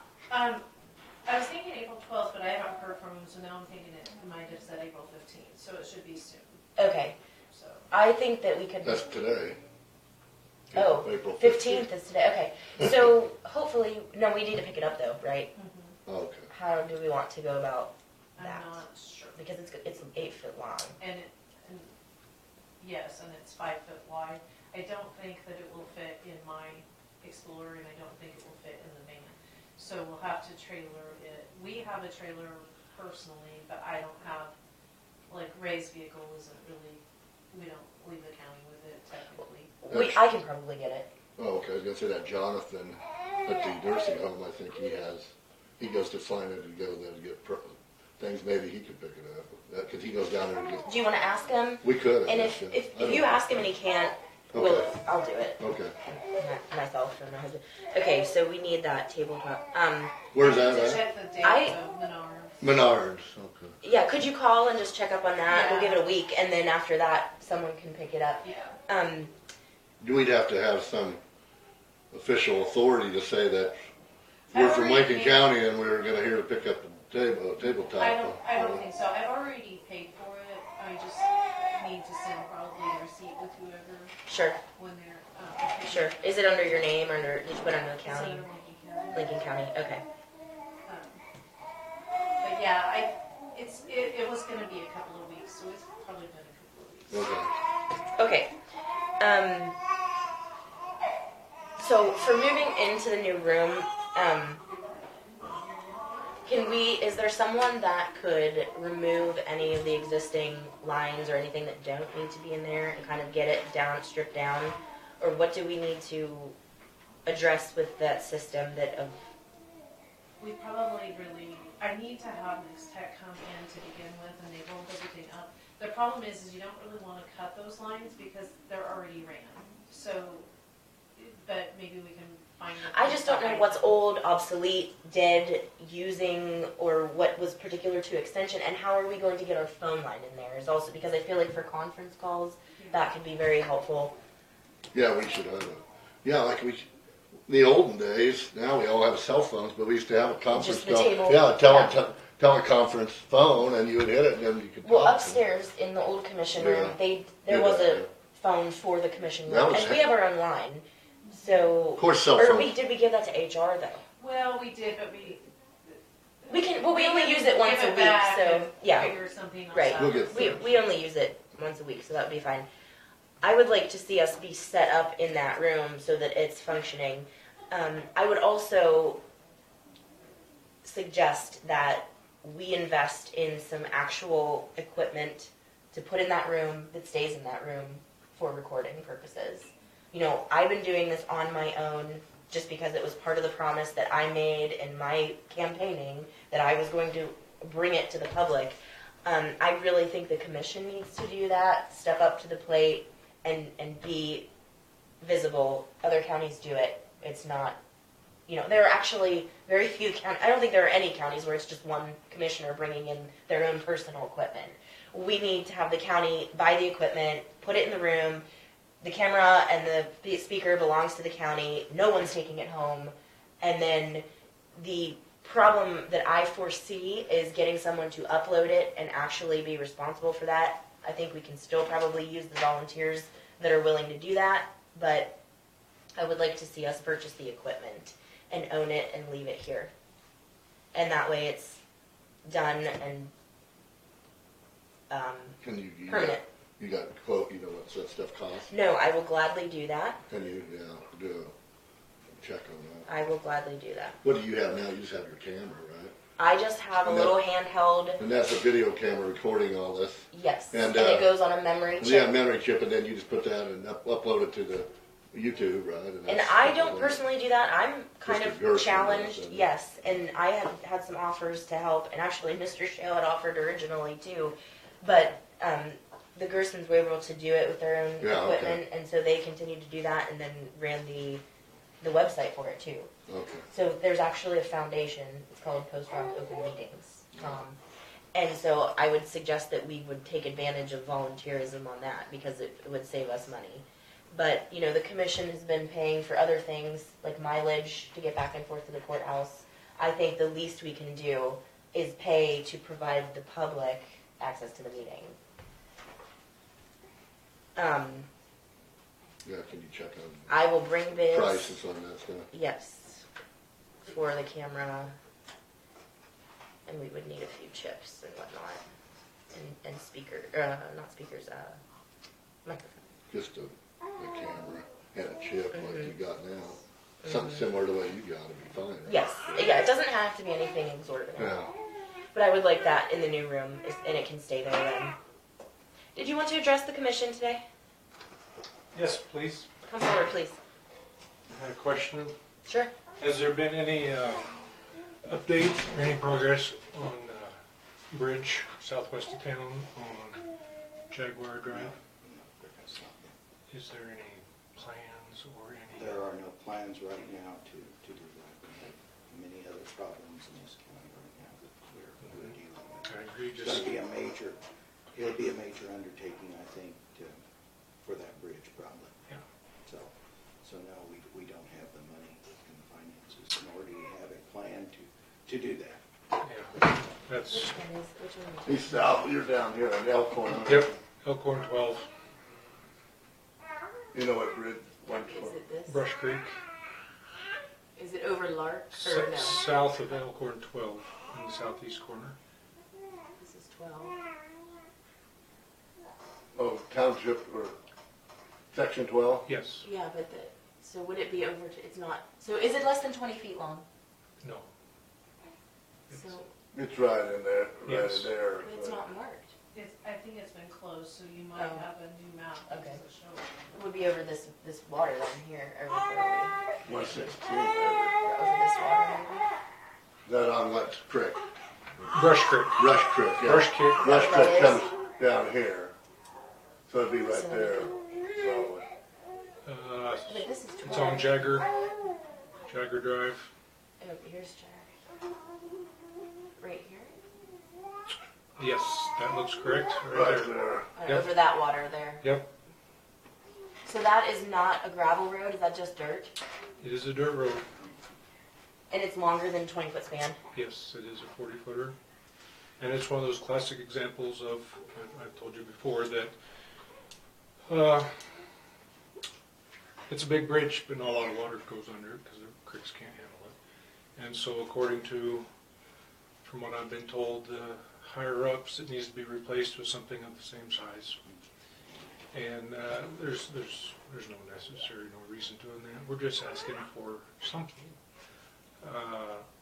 I looked in at railroad cars, $10,000 to get a railroad car, drop in there. Yeah, it might not meet all the specs, and I don't know, but what all do you have to do to get people to sign off saying it is okay? Not for you, but we thought maybe you needed to be here. Okay. What executive session we want to go into? Okay. What number? So we were debating on entering under number 10 or 5, but what we'd like to discuss are the contracts that exist between various county departments and the medical director, Okay. because we need to just get updated information and know that that's happening, and that's not something I've ever looked at as far as the contract. Okay. I don't know what 1 and 5 is. I don't have those. Adversely or favorably affecting, except that any such person shall have the right to a public hearing. But it matters relating to adversely affecting a person. Okay. I didn't know if under 10, that if we were discussing matters to, with a patient or provider, do they have to be here though? That's kind of my assumption is, if you were discussing patient-provider issues, it would be because one of them or both were here. Does Yes. that- So I need number 5. Yeah, I think that would be fair. Okay, so I withdrew my first motion. I move to recess into executive session for 10 minutes for the purpose of discussing contracts with county departments and the county medical director pursuant to KSA 7543-19-2B under number 5, to discuss matters relating to actions adversely or favorably affecting a person as a student, patient, or resident of a public institution, except that any such person shall have the right to a public hearing if requested by the person. To reconvene in the basement meeting room of the courthouse with the county commission, the county attorney, the county health department director, and Dawn, unless you object, I think you've been acting on behalf of EMS, so could I ask that you stay? Okay, so then Dawn, the county clerk. A second. Is there any further discussion? If not, those in favor vote aye. Aye. Aye. Okay, none opposed. Yeah, shut that off. So I'm gonna write in there about maintaining and updating. And what did we say that, I'm gonna put that under marginal functions because that only happens once a year. What's that? Develops and implements new department policies as required by federal, state, and county agencies. Maintains contact with county medical director, so I'm gonna put maintains contact and contract. Contact and contract with the county medical director. And I wrote updating. So, Aldo, what So did you? they have to approve. They have to approve those protocols. Yeah, what is that called? Do you know? They're protocols, I don't know. Dawn, do you know what the technical? Krista had a book of I think it's their protocols. It's Okay. their protocols, but I don't think they're supposed to review them every year. I don't think they have to update them every year. Correct. I think it's And I think they're signing off that he has approved those protocols. They just haven't been changed any, I guess is what I took it from what Krista said. Right, because if the medical director wanted an But update, they he would are request being, it. And they are being reviewed, or they're being seen each year that we have them. We wouldn't get a license if we didn't. okay. So I'm going to add that under the first bullet point at the bottom under marginal functions. Is there anything else? I reworded some of that at the top.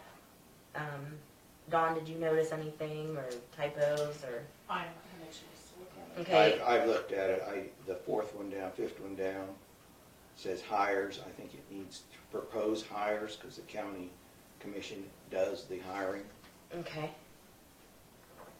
We have to sign off on it. Okay.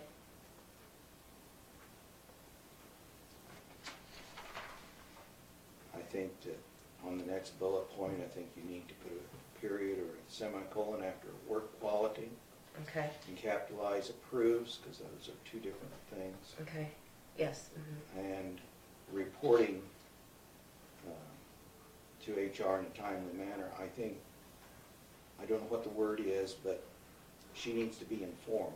I mean, they need to Informing. work together. So They informing. need to work together. I don't know how you get that because Well, let's say informing. she needs to know about the Leave. overtime, and she needs to know about the time off. Mhm. You know, that's Mhm. so that has to, and maybe reporting is the way it is.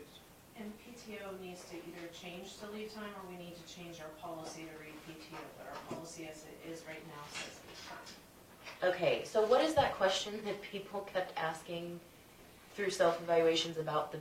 They don't like the extended illness. Extended So illness. a very, very long time ago, we used to get 8 hours of leave time, or 8 hours of vacation, 8 hours of sick. In 2000, they changed it because we had so much time on the Built up. books that it was like a mil or 2 mil.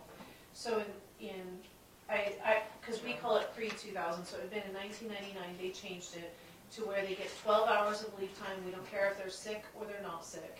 So we change it from vacation and sick to leave. To leave an extended illness. And so 4 hours is put into an extended illness bucket. And to be able so to the utilize employee that. is viewing that as potential time off that they can't get, but really it's just for sick leave that you've already used up all your paid You- time off. Yes. So And you then have- if you're sick, you can utilize that, but that has to be like doctor approval. You That have to kind have of a doctor's note, and you have to Yeah. use 3 days or 24 hours of your leave time before you can utilize that. under That's the where- doctor. Yes, and then we Okay. don't pay them when they leave for that extended illness time.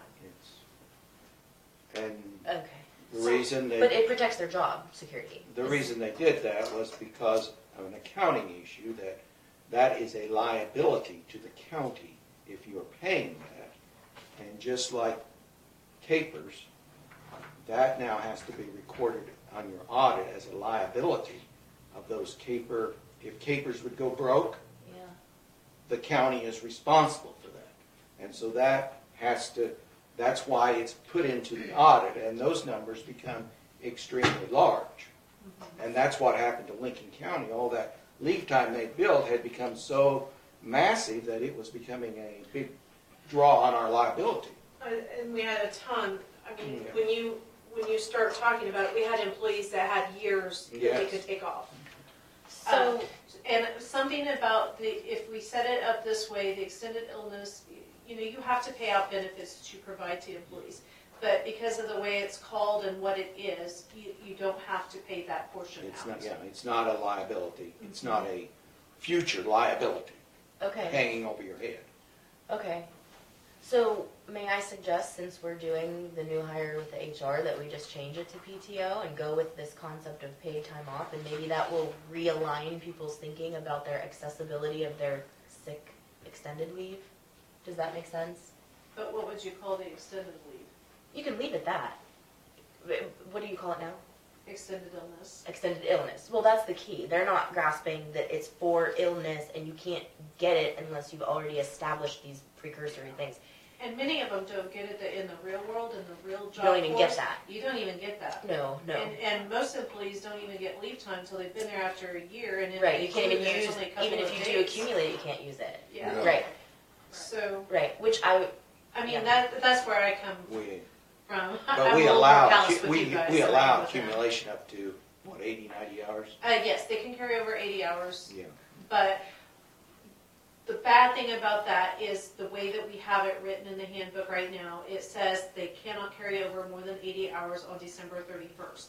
But they don't earn their December time until December 25th.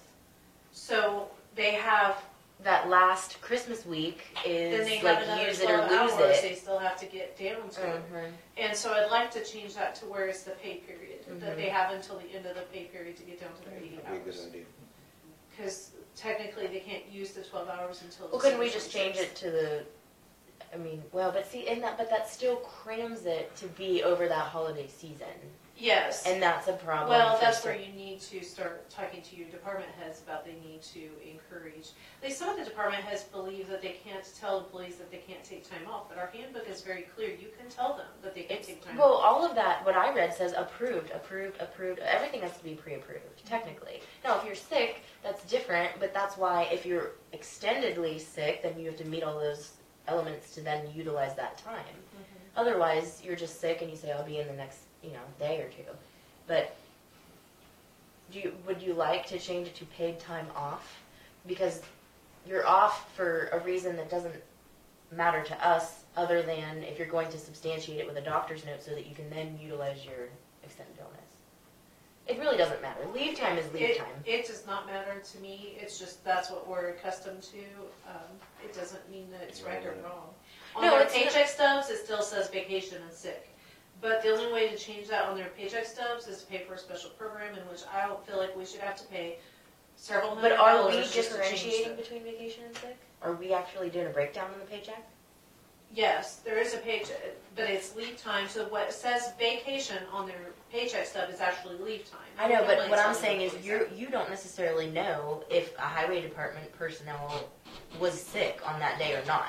That's why I'm saying they don't have separate, but their paychecks say it is. Because we didn't go with the special programming. I think it was like $500 to change that.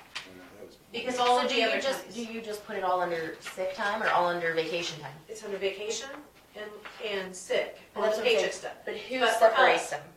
We do, but for us, it's leave time or extended illness. So when we Oh, have so a new when you're employee- visualizing it, you know that the top line is leave time and it says vacation, but you know that the bottom time is sick and that's only extended illness. Yes, and we Gotcha. tell the employees that That's- before they get their first paycheck. stub. Yeah, but that's the missing link then. Mhm. Okay. So, and I'm sorry, I'm not gonna go modify every single employee's. I'm not No, modifying no. any for No, paycheck stubs. no. just to I get just it wondered to how be you right. knew the difference. I see what you're saying. You put all the leave under vacation, then you put the extended illness under sick, which makes sense. Well, with that being said, I kind of forgot to get on the agenda. I can wait until next Monday, but I have Hannah's, Yeah, we can do I that. have Hannah's evaluation. And I also want to ask, so I have her evaluation and I'm going to present it to you guys. And then I would also ask for her to have a 25-cent raise for all the added responsibility that she's doing in her office. And then technically, I'm supposed to have a deputy. And the more and more that I consider, do I want this job anymore, and do I really like this job anymore, it is really important that I maybe have a successor, because I may get smoked by a truck someday, because I have a lot of things on my mind. And so, to be honest with you, we were coming home from Brittany's game, and I may have flew back by a semi and hit an icy spot, and I'm not sure why Ray and I are still alive today. So with that being said, I kind of realized I need to do some succession planning in my office. And I've not had, technically I'm supposed to have a deputy by statute. I have not done that because I always had a hard time promoting a deputy that had been there less time than Deborah had been. But Deborah had had a dual role. And so I struggled with that, but it's probably time that I do something, because in all reality, somebody needs to be responsible when I am out of the county to be able to sign checks and deeds and continue process. So, and I really would like to try to start getting back to going to meetings. And so when that happens, it kind of, the office halts until I come back. So with that being said, in all the years past, normally the deputy got a 50-cent an hour raise to do that. So I'm going to request that Hannah get 75 cents when we review her job description. And then, of course, then I'll probably recommend the entire 25 cents when we do Have you done the math in your budget for that? Yes, I do have the budget to do it. Okay. And if I didn't, I would rob Peter and pay Paul with it to be able to do it. She's really kind of one of the lowest paid employees if you look at the pay schedule, because she is the newest employee, but she's been here a while, and I feel like she's doing a really good job. So we can kind of go over the evaluation, and I'll discuss that a little bit more. But anyways, that's where I'm going to go from. So do you want to discuss it today before you leave? Do you want to wait and do it next week? No, I believe we should do the evaluation now.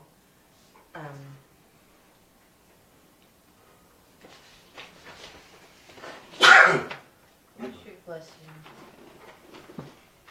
And I know that it will make everybody angry what I'm asking for, but I'm sorry, I feel like we need to get outside of the realm where we start rewarding employees for doing good jobs and stepping up and taking on more responsibility than what they ask for. Because in times past, whenever we ask for a raise, then every other department gets angry because you give them a raise, but those are hard to ask. So I'm ready whenever anybody else. Want me to do it? Sure. I'll make a motion to move to recess into executive session for how long, John? 15 minutes, 10 minutes? As long as you guys. I think 10 for one person should be fine. For 10 minutes for the purpose of discussing the evaluation of non-elected employees. Is that right? The top line, are you up here? Yeah. You would say the clerk's office evaluation, For the county clerk's office. and then you'd say Yeah. To discuss personnel matters of non-elected personnel. Yes. And with the commission present and the County clerk. county clerk, and to reconvene back in the Lincoln County Courthouse Commissioner's Room. Yes, that's it. I'll second. It's been moved and seconded for the evaluation to the clerk's office. All those in favor vote aye.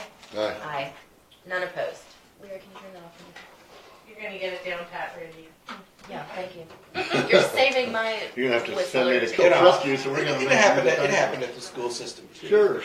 When the clerical people had to go on to it, they were not But happy. that goes back to just being assertive and saying now's the time. Well, it's like we're saying, we don't trust you putting down your time, Yeah, that's so we're right. gonna make you clock in. Yeah. to prove You it. know mean, that's what? kind of But what the only person that knows whether that's true or not is internal. No, no. So it doesn't, it's not a If you're reflection honest on and us. straightforward, you shouldn't care a bit about it, Right. right? Right, exactly. It should be, actually, you should welcome it so Yeah. that you're all held to the equal accountability level. I agree. So, I would move that we grant Hannah a 75-cent I did. increase in salary due to the fact that of the less employee, I guess. I don't know whether I need to put that in my motion. It doesn't need to be in the motion. But that's, go ahead and second it, and I'll discuss it. I'll second that. This is due to the fact that we have taken an employee out of the county clerk's office, and we have operated for the last 6 months or 7 months without a deputy clerk, which could have been a real problem for us had our clerk not been able to fulfill her duties. And so 50 cents of that is designated as a deputy clerk appointment that will be made by Dawn, and the other 25 cents is for the extra payroll work that is being done by that office. I would just like to add to the discussion that the justification for the money is incentivizing the employee who is currently there taking on the workload to continue to do so at the appropriate pace to prevent us from the need for another body. And, I'm seconding the motion because I know that we have taken the HR and now created a position, which I originally did not vote to be full-time. And that person, the more that I've learned about the responsibilities that are going to go on to that person when they take on that position, the more I see the justification for it to be full-time. However, we're hoping that that person also implements new ideas and helps structure and organize things that cost us money. There is a lot of waste in government operations because of the downtime, because of the lack of planning, just like the succession planning. I mean, that's something that HR can tackle for us in many department head areas that really would save us a lot of time. And, we're kind of spearheading this interview process to even get the HR person here, and then we're going to expect this new HR person to just go ahead and find us a broker and maybe even change our whole insurance plan over. So what I'm saying is, instead of having any of that being done in Dawn's office, we're now separating that, but we're hoping that Dawn's office can continue to run with one employee. And we don't want to see the need. I would say the clerk's office is the busiest office.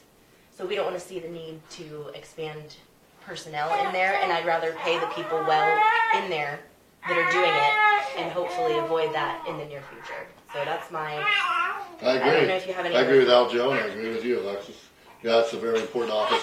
Don's been very busy since I've been a commissioner here in the last 3 months. She's been extremely busy, so I agree with both of you. If there's no further discussion or any questions, all those in favor say aye. Aye. None opposed.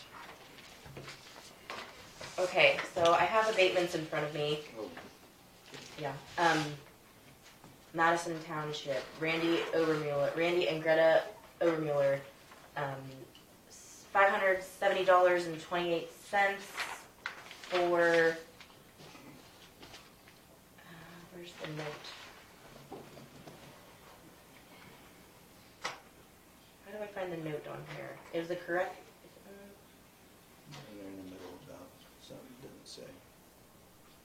I'm assuming it's a payment under protest, but. oh. I don't know, Aljo, can you find that? One look a second. Are these all the same? One's 2016, 2017, and 2018. Yeah, Oh, they're two all the, separate. okay, it says was double taxed is what the comment says. Clerical error. Double rate. tax, Jim, that's what this says. Right, right. Okay, so 2000, that was 16. This is 16. 2017 is for $614.14. 2018 is for $608.18. So what does double taxed mean? That means that they probably combined the land and they didn't catch it. I mean, Well, these are different land yeah, but numbers. it says down here it was combined with whatever that is, was double tax. That means it got put into two different pieces, I guess is what I'm saying. Like the value got, Yeah. the value of the, it got value It was twice. taxed under one category and So, then it probably like, got there's moved and then another one. If there's a certain, I mean, I could go ask Rhonda for sure, but, I'm assuming that they combined the parcels, but, Yeah. and then they doubled the value instead of Yeah, the value probably. like it was supposed to be, but I can go ask.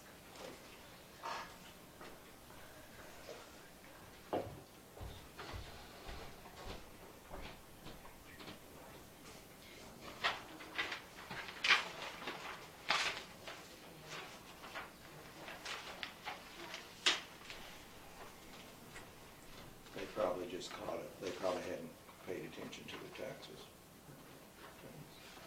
We had a guy over at Barnard pay taxes on his next door neighbor's 3 or 4 lots in Monroe, Kansas for 40 years, I think. Oh my goodness. Because they just had it They didn't, yeah, they didn't get it recorded right. recorded correctly. Yeah. Which I think amounted to probably $1.50 or something. Yeah, But it was really kind of funny when we found out about it. Yeah.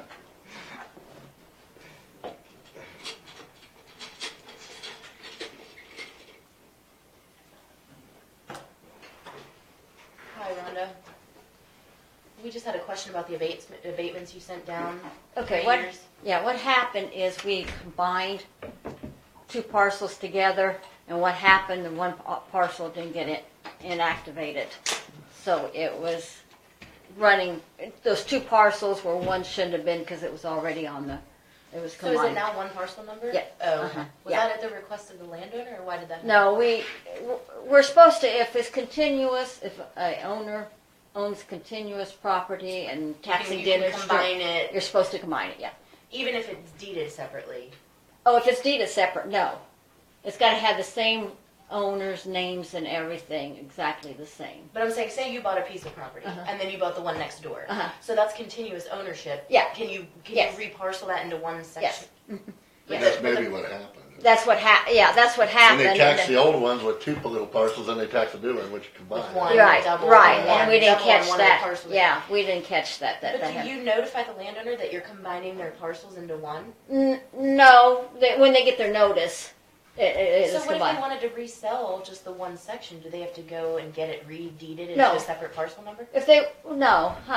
Because if they want to redeed it, they just redeed that legal they want to, and if we have to split it, So then we'll you'll split add it. another parcel number Or to the split. next person. I'll do a if they split or buy it. whatever. Okay. Yeah. Do they request to combine that, or do you? Some people or do. you determine that? Well, by state, we're kind of supposed to buy. Wouldn't it be But easier if you don't do it if they're two, like if one's a pasture, one's a crop? no, I mean, not But really. then wouldn't each parcel number be taxed for its purpose? Or how It's do you- still taxed for its purpose, but it's just Well, one you property. might have a section, you might have half farm ground, half Pasture. pasture, and they're same And that's parcel. just the same parcel, Same parcel, so but you- half of it's evaluated as Pasture. and- 320 acres might be Yeah. pasture, 320 farm ground. Right, right. Even if it's So, the same parcel. yeah, so, even though it is 2 different kinds of, like you said, pasture or cropland, as long as it's all one continuous, it is divided. Under the same owner Yeah, is we delineate which is which Yeah, and stuff. And there's some properties, yes, that people own in the same description, but a taxing unit divides it. So then we So, cann combine those. How many years back do you go for sales records to do the valuation? On houses, No, if it would be land. land we don't use sales for They use any an value. 8-year sliding scale. Yeah, that's use value. That's We what Truett told don't me. use anything So for. that's every type is state. Is the state? You gave me the list of all the different types of soil Soil, types yes. and the, Mhm, okay. Yeah, that's So use there's no value. portion of you can't have like a patch of woods that is sold like by the acre that you would value based on sale. It's all No, it's all Whatever it used. is according Yeah, to, okay. it's use type. Mhm. Okay. It's use type. Okay. All of that. Now, did you Yeah. catch this problem, or did they complain to you? They were. I have to admit, the taxpayer caught that one. Well, they say, hey, that ain't. They that's they caught $600 that. more than I used to pay. No, they had it been like that for a few years, Oh. and this is the first year they caught it. Oh, yeah. And no, we hadn't caught it.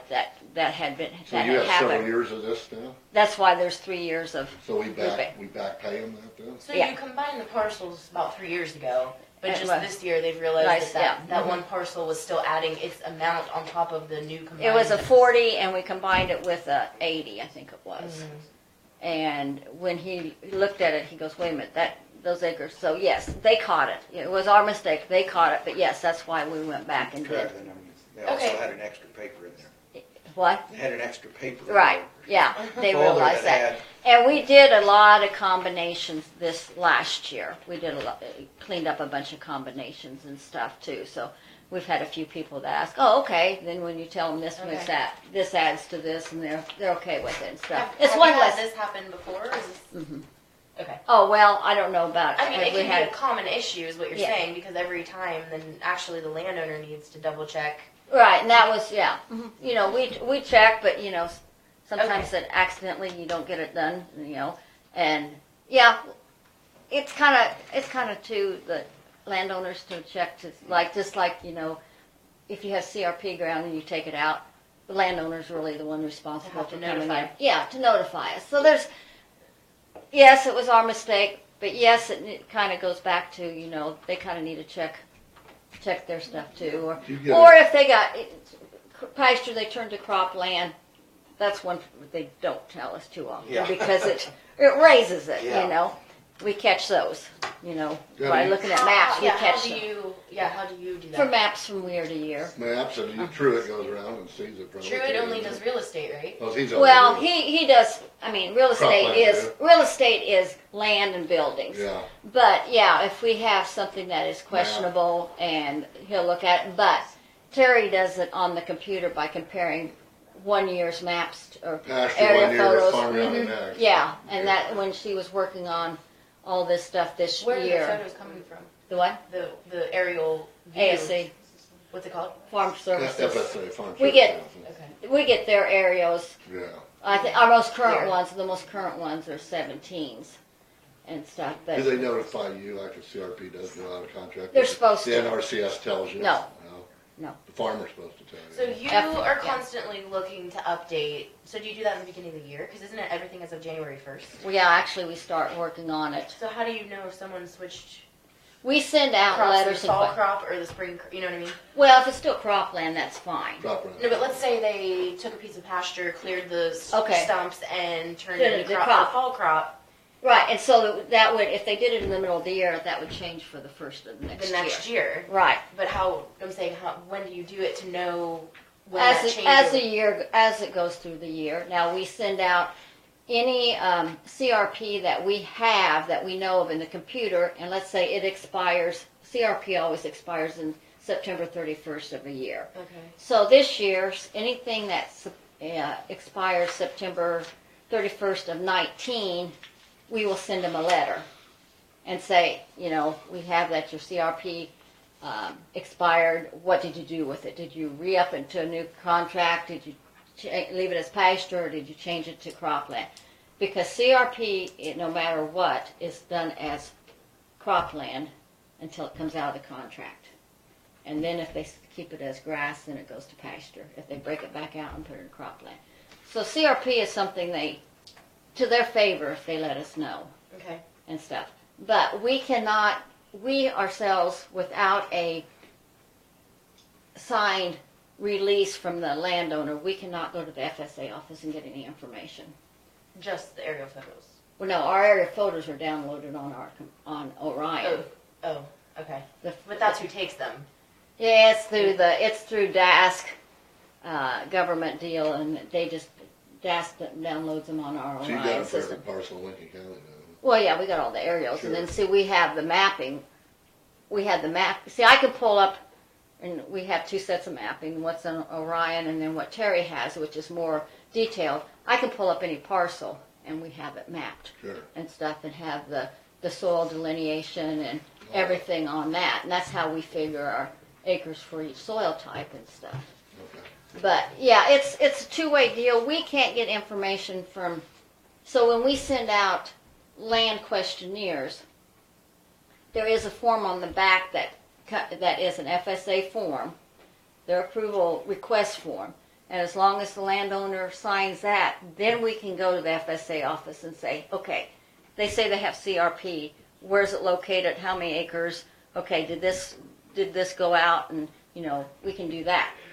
Years and years ago, I used to be able to just go down to the FSA office and ask for a map to see what people have done. You can't do that anymore. I don't know how many years ago. It's been probably 10 years or more that I could do that and stuff. So now we have to rely on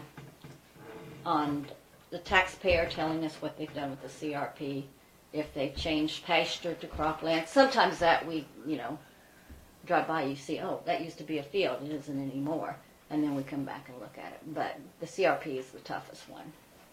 And stuff. So what is Truett doing if you're using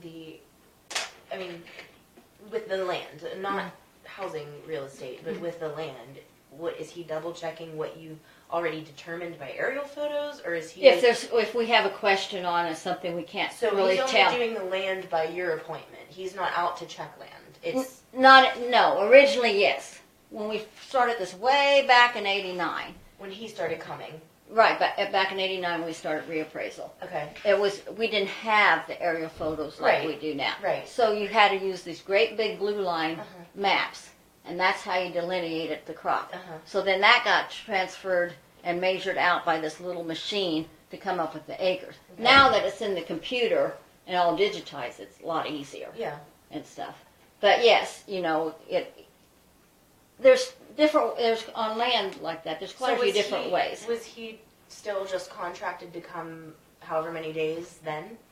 Okay, back when it originally started, we had hired the company Pearson's Appraisal to do, and let's see, there was about 4 different companies that came to Kansas when we had to do reappraisal. When the reappraisal had to be done, we started in '88, and reappraisal had to be done by '90.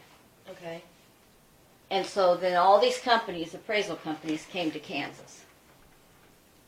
And then after that first done with, the companies left, but some of the people from the companies stayed. So that's when Truett and a couple other people from Pearson's and started their own contracting. Well, yeah, they're in the contact individually. Do you sign a contract with him? Mm-hmm. You personally? The county. Yeah. And how many years was that for? 3. At the same time yours was? No. I was going to say, I don't think I've seen that. Should it be up this year? Yes. Mm-hmm. Yeah. It will be. Doesn't he check a lot of like out farmsteads if somebody puts up a new shed or or paints that? That's kind of what he evaluates in that. Like he does. If you put up a new mortar building, he evaluates what that's worth. Right. Well, he gets the information and we work on it. Right. But every year we have to do 6. In a 6-year time, every property is relooked at, as redone, looked at, measured, whatever. But every year we do final review, where he drives by every piece of property, buildings. Now, not land. I mean, you know, vacant land. But when he does re-inspection, yes, he goes around every property and stuff. And, you know, at that time, if he sees something that looks funny on land and stuff, too, he'll let us know. Or, you know, we send maps out, hey, check this out, you know, when we're doing that. So when does that contract expire for him? The end of May. Oh, are you in the process of getting bids? No. Who gets the bids? We never taken bids. He's always had the contract. And since '90, he's only raised his price once. Well, I'm not interested in the price, I'm interested in accuracy for that, but, you know, I mean, that's something we should definitely look at. Accuracy, meaning what? His work? Well, we've been in compliance with the state ever since we've done this since '90. we've never been out of compliance. So, you know, that there speaks very highly of what we do. Yeah, And I how guess our county- I need to see the contract because I've honestly not ever seen it. It hasn't come up while I've been at the table, and that's why I asked the question today. I wasn't sure how that works, so now you're informing me that it was signed the year before I got in, so now this is the third year, so then we'll be looking at it again. So that makes sense. Yeah, Okay. it's coming up, and I was gonna get with you guys next week or week after, whenever, Okay, and stuff before then. okay. But yeah, it's been, yeah. Thank you very Okay. much. Yeah, thanks. I move to approve the tax abatements presented by the appraiser's office. And are these dated correctly because they're in the tax year 18? Okay, 2018-16, 17, and 18, all under the same name. Randy and Greta O'Malley. I second. It's been moved and seconded to approve the abatements, $570.28, $614.14, $608.18. Any further questions or discussion? Not those in favor, vote aye. Aye. Aye. Okay. Dawn, did you have something else besides the evaluation you wanted to go over today? No, because we talked about the ambulance interview. Was Michael O'Hare not able to come today, or you just didn't schedule him because we had other things, or do you know what the deal is with that? No, he told you last week that he wasn't going to be. That's right. That's right. Yeah, but I'm not. Okay, a few things going on there. I called Great Bend Co-op, and they had been waiting on him to get back to them with quantity information so that they could provide a bid. So the pieces of paper that were brought to the meeting last time were rack price plus their markup, which, now I've heard DNS does do contracts, so I'm not sure why they wouldn't give us a contract price. Would you like to call about that, or do you want me to? Dina, Uh-huh. why don't you? I'll do it. Yeah, please. So I'm not sure why they didn't give him a contract bid on that. I don't know if Home Oil does that too, but what they gave on paper was not a contract price. It was just rack price plus markup, and one was 1 cent lower than the other per gallon. Now, I did not get a rack price plus markup from Great Bend because all I asked them for was the contract information, and they said they were still waiting on the quantity information because obviously more quantity, better deal kind of thing. So I did notify Michael of that, and he said he would follow, or he did follow up then immediately and give them that quantity information. So we're waiting to hear back from them. And that was just the April through September timeframe.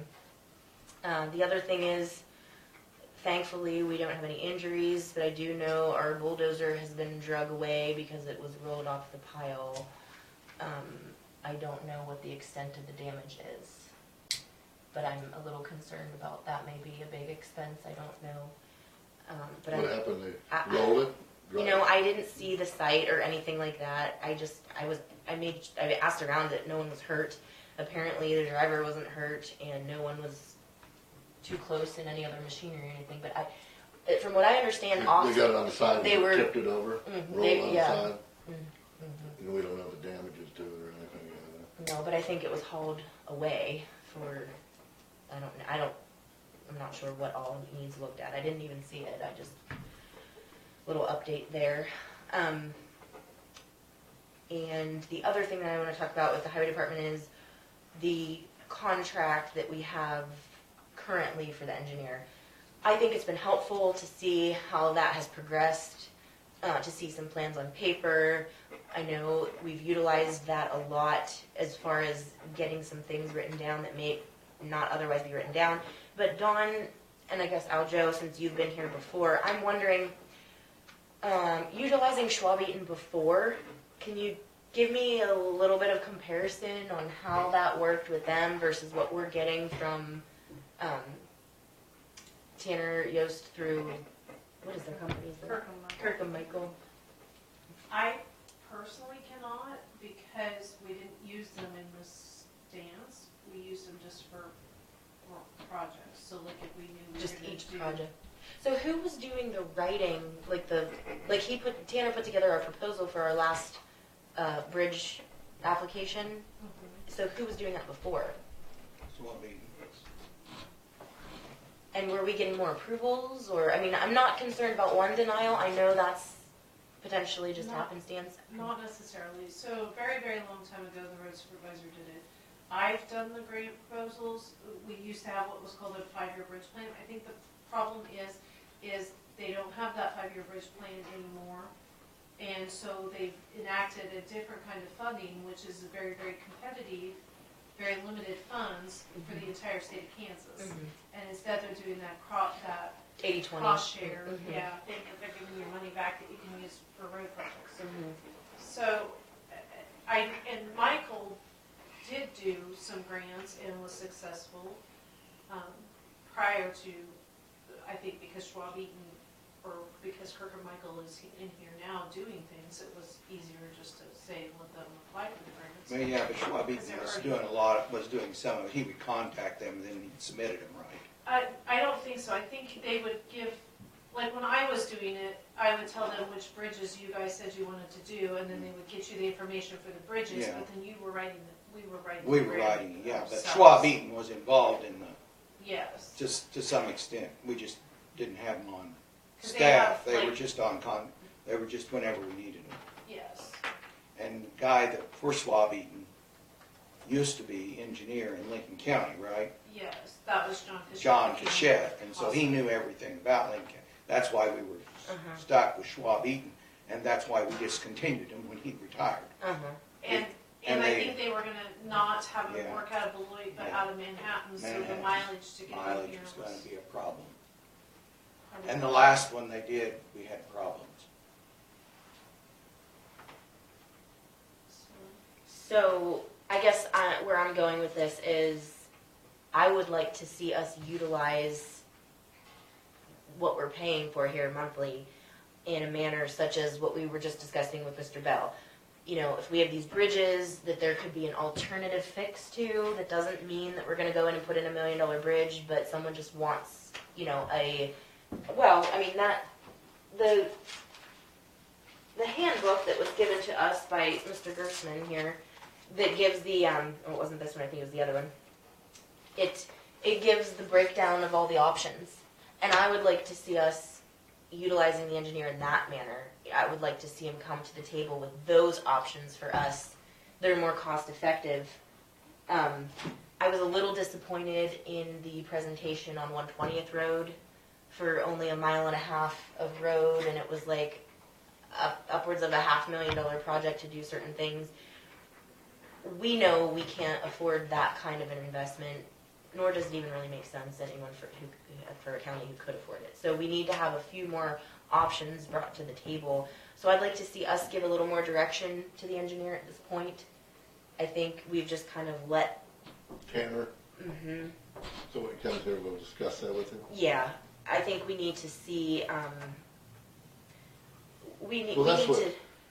had several farmers like Mr. Bell come in and saying, we wouldn't need it. Now, I don't know, like I'll do is point out, you've got to go by the law and the code by the state of Kansas, and they got to be inspected and certified and all this stuff, and that's probably true. But some people think, let's just put a culvert in there and cover it up and drive over it type of thing, you know, which farmers would like to do, but legally, maybe we can't do that, that's simple. Well, but we don't know, and I think that's part of the problem. We don't know, so we need someone who does know these things, or we're paying to do the research to do that. And that's probably where we need to be looking. That would be good if we could do a simpler bridge fixing instead of the complex bridge fixing we're doing now, which So is I had asked, expensive. I asked Tanner myself for an update on all the things that he's helped with to this point. And so this was a while ago, this was 2 months ago. But basically, I'm just personally concerned with the items that he's been helping with, because it's not really supporting the infrastructure of our infrastructure, if you know what I'm saying by that. You know, we need to have a sound infrastructure within our highway department to improve the physical infrastructure. And so by him being tasked with all these specific items that really aren't going to help the underbelly of creating a better flow and prioritization process, you know, I don't know that we're spending that money wisely. So I'm not against having the engineer, but I think we need to give him direction, because right now the direction that he's getting is only from Michael, so he's just working on what he's told to work on. And I'll give you an example. The landfill, that might have been something to task to the landfill a department head. He did do the permits for the bridges, which is great. That's some of the stuff we need him to do. The pile driving, talking about what our options are for pile driving. I mean, I feel like that's the responsibility of not only the director of public works, but whoever's heading up the bridge crew. That should be the type of thing that they're reporting to us on, or through their supervisor. That wind farm repower discussion, I mean, we paid him to be here to discuss that with us, and I'm not exactly sure that was really on point. FEMA maps and the tuck pointing projects, he's reporting to me in this list what he has discussed with Michael. And so, like, the tuck pointing, I brought this up since the first time that I really had a conversation about the highway department. We should be getting bids on that from masons. I don't think we need an engineer to tell us that we need a bid. I think we just need to get the bids. We don't have to do all the bridges at once. We need to really focus on which ones need it, or what area we could best utilize someone in their workspace. Accident crash data filed at the sheriff's office and sent to the state. That's something he listed. Pile driving, borrowing the pit at the landfill. Oh no, I think he means permit. Borrow pit at landfill. It would be good to see what area is permitted. Okay, so that's when they talked about the structures, the cells, and permitting those. McReynolds Mill Dam Park. I mean, I'm not sure why some of these things are even on here as to what extent we're involving our county money to pay the engineer to work on some of these projects. 120th Road, I thought that was an appropriate thing to ask him, but again, I'm not satisfied with the options that were brought forth. Let's see. What else does he say? Bridge inspection, that's fine.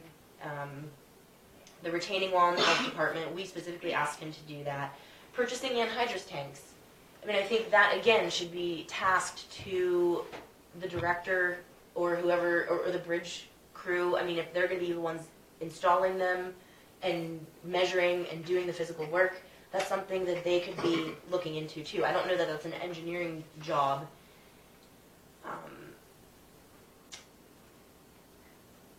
Here has him calculating drainage for permit requirements. That's perfectly normal and what we would expect. Realigning the channel, that's also under his purview there for certain culverts. I see OS 105 that we're working on. He was part of that issue too, and that's all good. But I guess what I'm saying is I don't think the commission has given the engineer any direction, and we need to do that. So I think we need to tell him what we're hiring him for, because ultimately, How much do we pay him so much per it's hour? It's $1,000 a month. It's $1,000 $900 and odd a month, and he And, comes 1 hour, 8-hour day. 1 hour, 1 8-hour day is what he works here. And But he has done other correspondence, but he physically comes up here for a day. And the correspondence is great. I mean, he was more than willing to send me all these discussion topics. But what I'm saying is, for this last year, we haven't directed him. if you ask him to do more direction, though, we'll probably have to pay more, wouldn't we? Well, we need to prioritize what we want him to work on. Yeah, no, I'm not against that, I'm just Yeah. saying that's probably, if we ask him to be involved more, it may cost more. Well, but what I'm saying is I don't think he needs to be involved in everything. I think it needs to be specific things.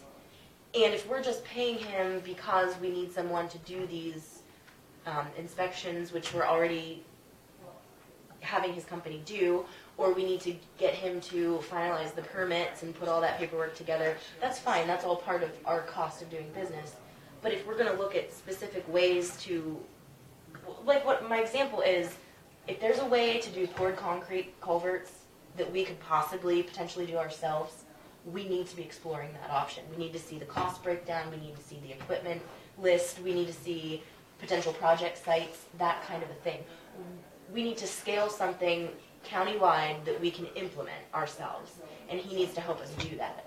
otherwise we're kind of just paying for ideas that we'll never be able to do. Does that make sense? Yeah. Like $1 million bridge, we can put $1 million bridge in anywhere. We're going to apply for those once a year, but that's not going to help the overall issue. Like I will use You want Mr. more Bell of as a an county, example. county plan, Mhm. more of an organized plan, long-term type thing. Right, exactly.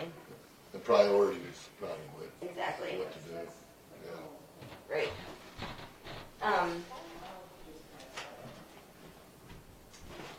So that was all that I had on updates for the highway department. I have also been approached again about holding evening meetings. I really think we need to do that.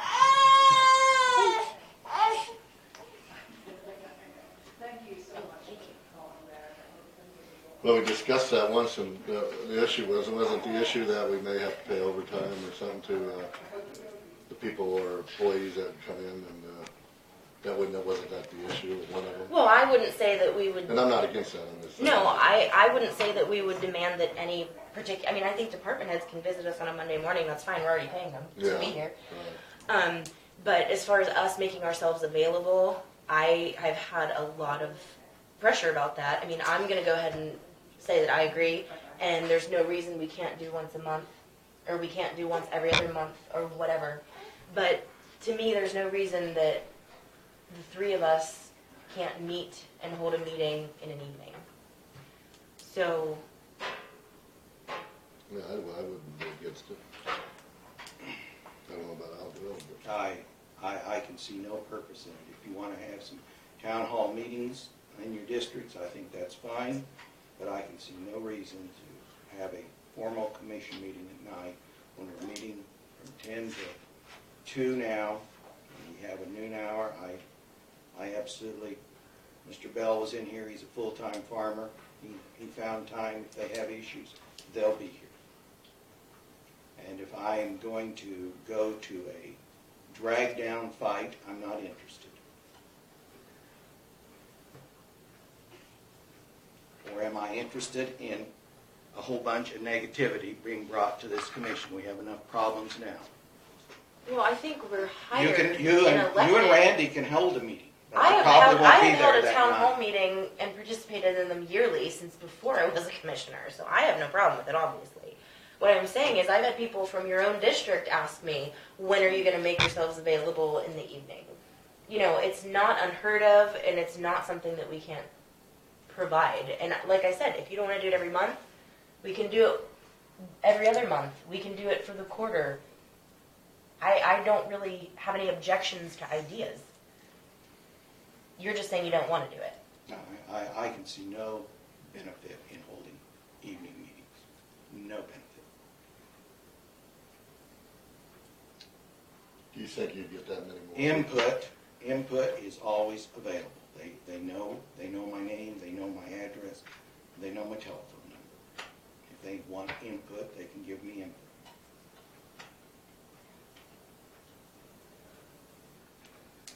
Are we done today? I'm ready to go. No, I'm going to make the motion. I move to establish once a month evening meetings for the commission. Any date or time or? No, I anything think like that could be discussed. I think that could be determined. I know Dawn, So we, instead of having it at 10 till 2 or whatever, we would have it on a one week, we would have, out of a month, we would have it in the evening. 5 to 7 or 7 to 9 or whatever you wanted. They can, I mean, we have the right to determine that. But my motion is to establish that it's going to happen. Well, I guess I'll second it, because I'm not against it, and I don't, well, I could get to go to that evening meeting as easy as this morning meeting, once a month. Right. Now, like, in the summer, I would not have it, because we'll be farming, you know, That's harvesting, so I wouldn't do it in,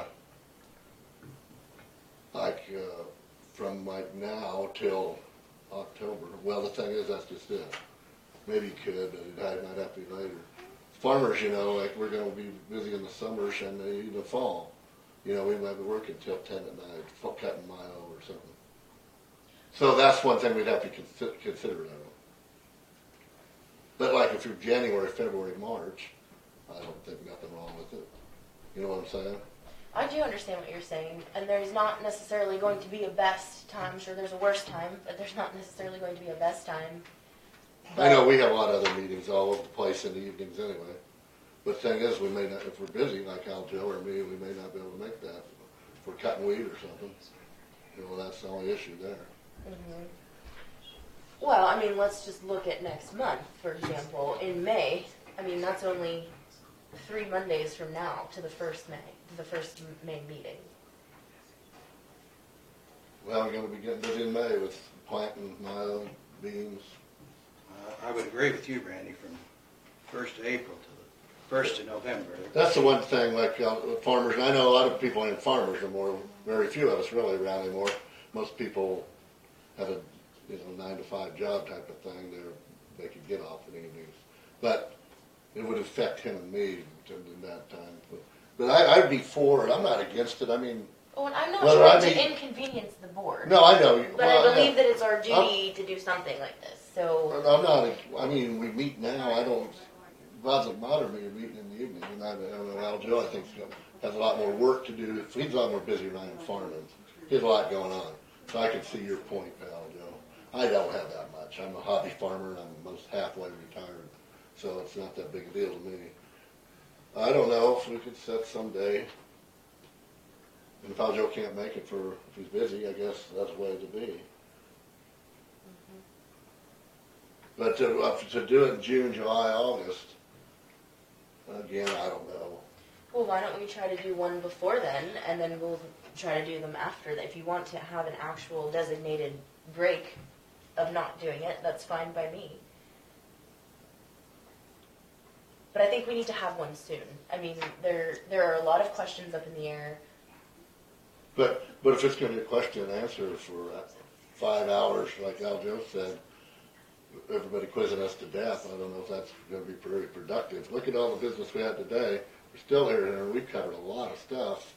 And if we got 20 questions coming from the crowd, you're going to be here, you're going to have an 8-hour meeting. Now, and I'm not against that, I guess, but he's got a point, I think, where you're going to have an evening thing, there might be a bunch of disgruntled people coming here and just want to yell at us.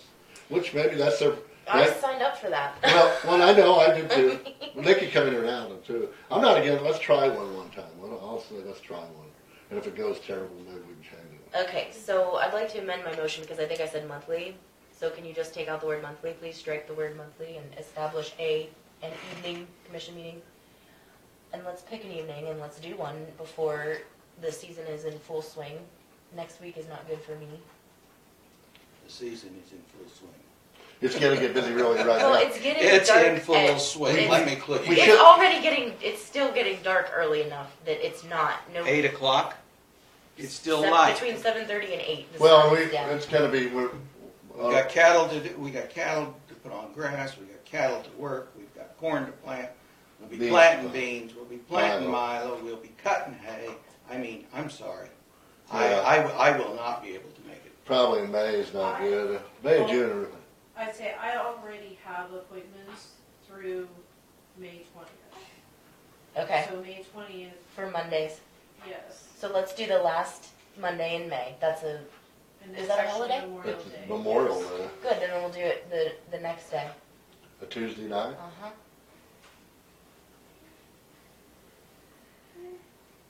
Okay. I'll vote for it. All right. We'll try one. So, It's easier, I think, like for Al Joe and I. so the motion says to establish an evening meeting, an evening commission meeting, right? Strike the word monthly. And those in favor vote aye. Aye. Those opposed? Aye. Okay, one opposed, motion carries. And we will establish it for May 28th.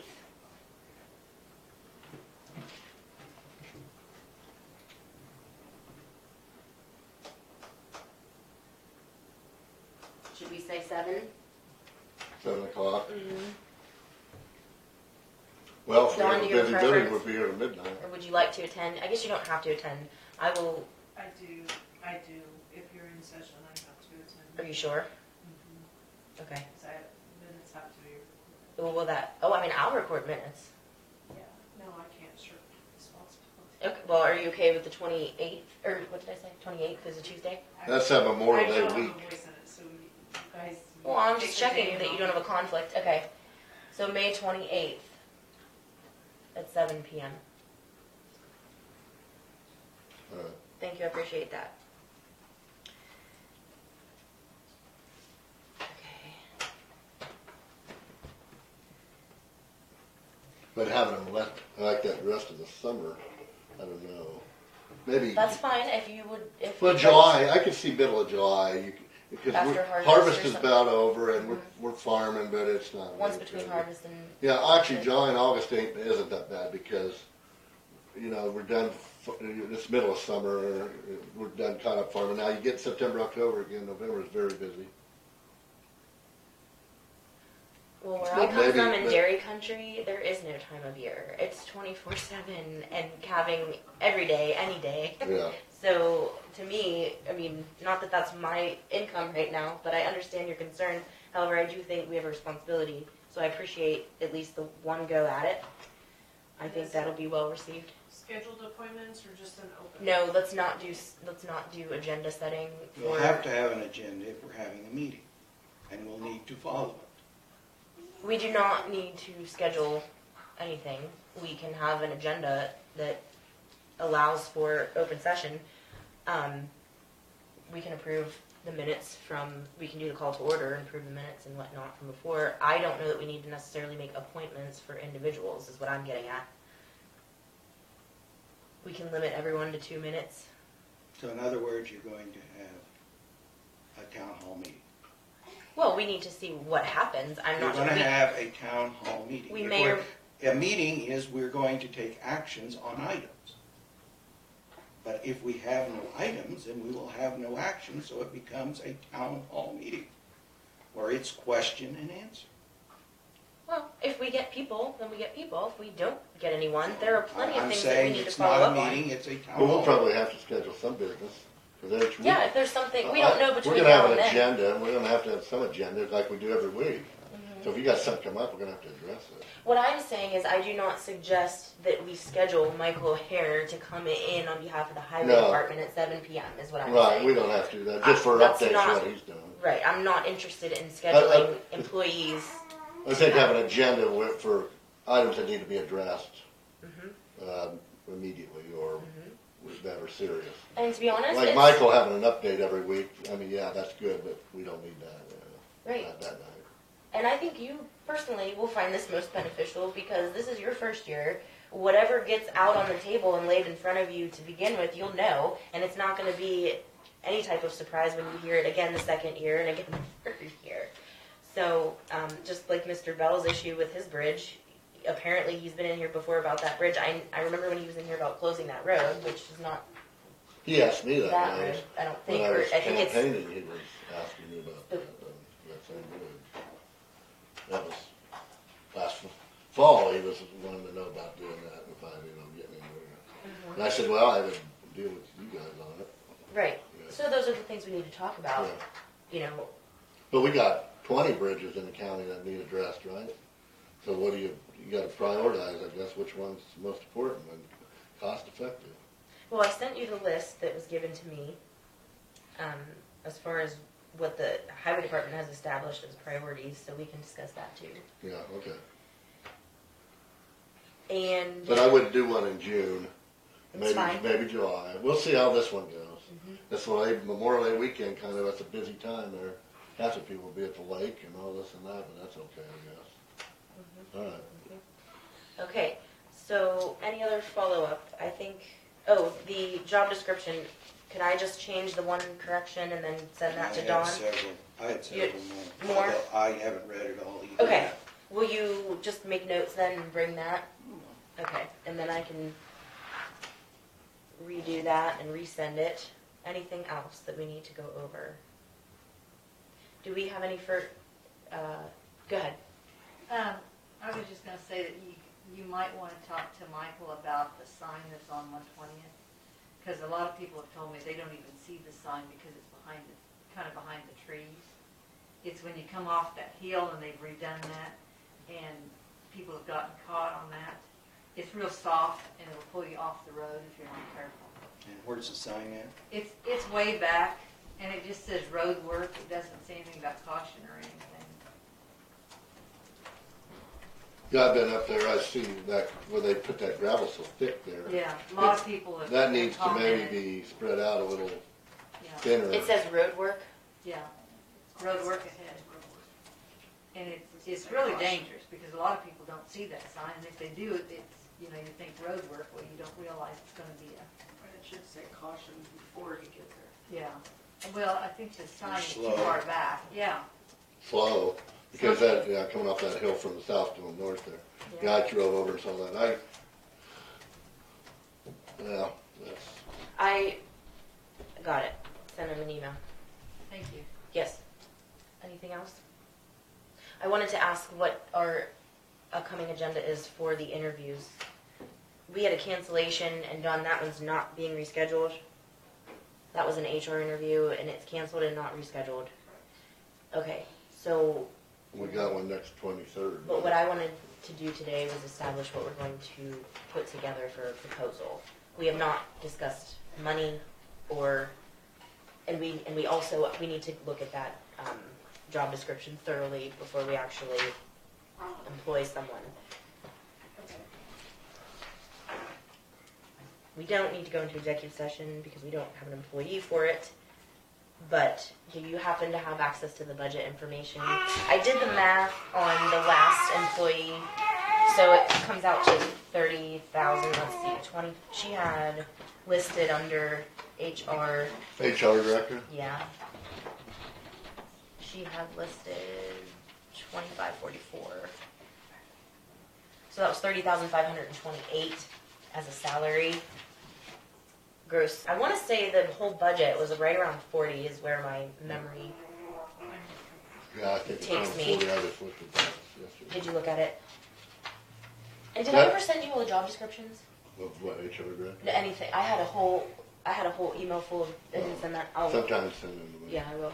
I can do that. Well, the thing is, with 30,000 for salary, you know, that's like the lady we interviewed the other day. Mm-hmm. 42,150 is what we put down. 42. Thank you. Okay, let me make a note. Salary is 35,150. It may be I'm getting good. 3528, 2544 monthly. I don't know, it says Okay. 35,150. Well, that was for the budget. That's why. That wasn't the actual dollar offer. Okay, so tell me again, 40. 42,150 is a total, or 7,000 contractuals and commodities. And Dawn, do you have an updated amount from what had to been taken out from that for your office to perform those functions? Just so we know what we're working with for the end of the rest of the year. And would we like to establish a start date if we're going to? I think we should move forward with extending the offer and see where that goes To the one, to the first interview. yeah, would be The only interview. the only interview. Well, we had a cancellation, and then We have another one coming up the 23rd now, right? That's EMS. Oh, that's CMS. Yeah, you're right. would you hand me Yes. that? Thank you. I don't need that from me.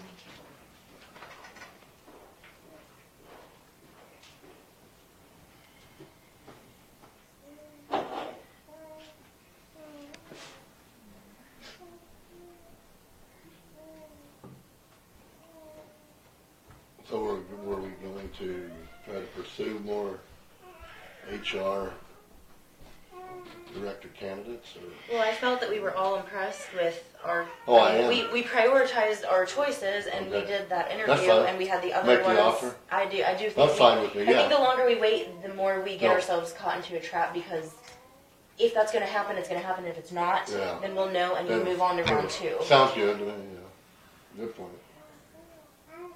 So, Dawn, would you like the? I'm still looking on your question. Okay. These go over there too.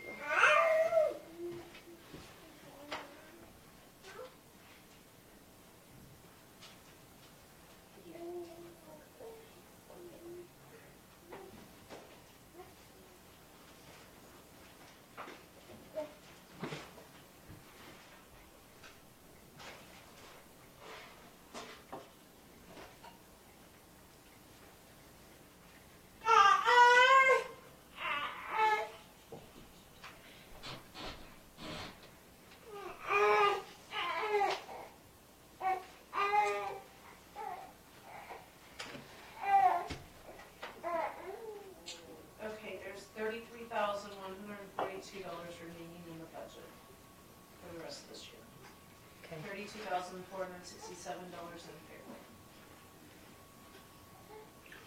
So you took the contractual Yes. part of the budget, and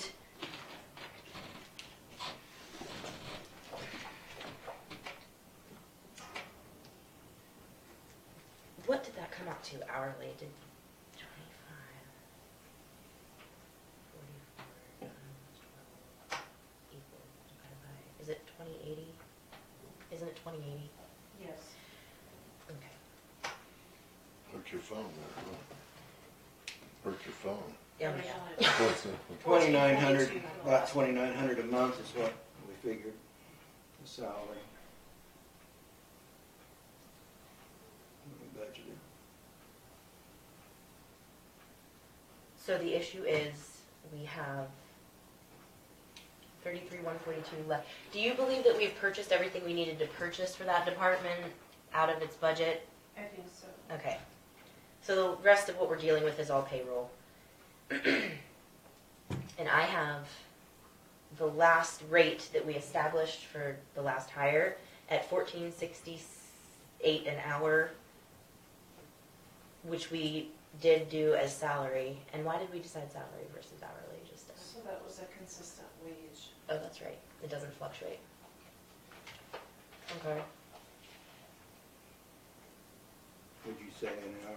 It comes out to $14.68.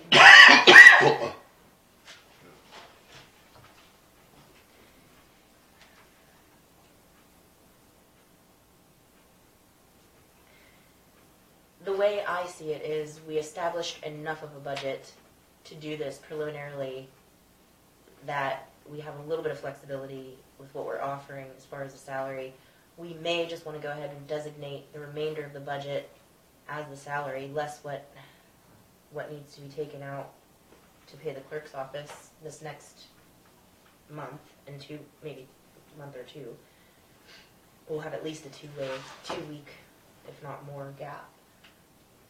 Would we like to establish a start date? Because that would also... First of all, we gotta see if she wants to do it. Right, but when you formulate a job offer, you put forth the expectations. We'd like you to start off at this amount on this date, and it's going to be salary versus hourly, et cetera, et cetera. So I think we need to just put that out there and formulate it. This is your benefit package. Take it or leave it. Is basically. I'd probably where it ends say up. June 1st, probably, huh? I think that gives an ample amount of Well, time. you got a month then to 6 weeks. to move and all that stuff, or whatever, if they're going. 7 weeks, yeah. I would say. Because June. we're right now, we're the 15th. That's 6 weeks. Okay. Or I'd do 6 weeks. I like the June 1st idea. Because if they're really serious about it, it'd take, Right, to move gather and everything up. all this stuff. Then that would be right to half a year mark too. Mm-hmm. Middle of the year. No, almost, yeah. July. Yeah, July Okay. 1st. But that's okay, yeah. You're right, yeah. We've- That'd be 5 months. I mean, I think the start date's negotiable if that comes to be the determining factor, but let's just put one out there. Yeah, It's I June would. 1st. Are you okay with that, Yeah. Joe? That's fine. June 1st. And then we'll stick with the salary offer.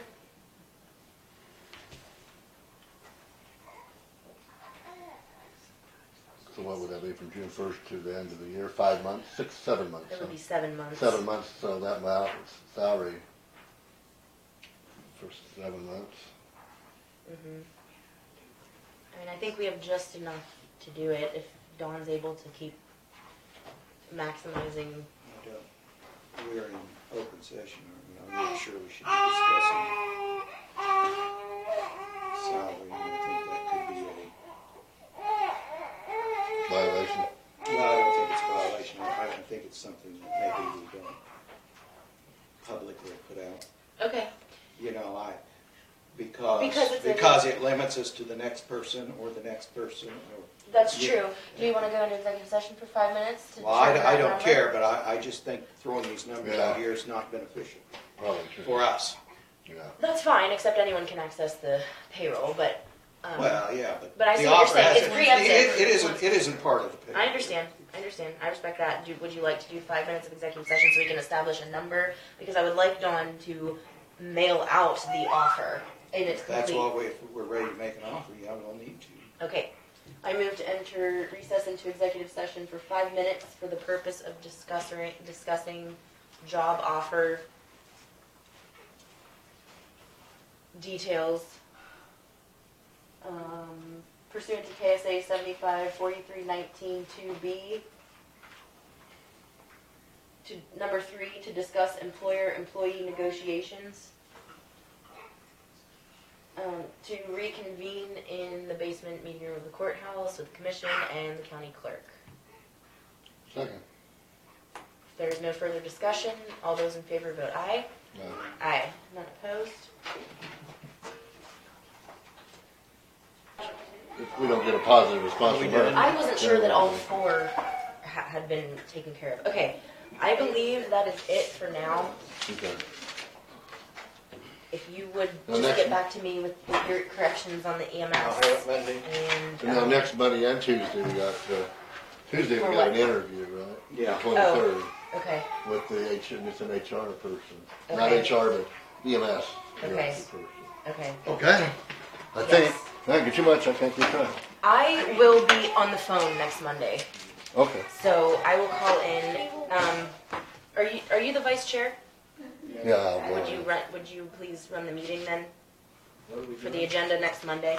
next Monday? Yes. I don't know, what do we have? Anything Anything exciting? next Monday, we have, most of you for so. I've had Wanda Backstrom, I had Michael and Tanner. Wanda has moved to a later time, so we have Wanda Backstrom and Michael and Tanner. Okay, perfect.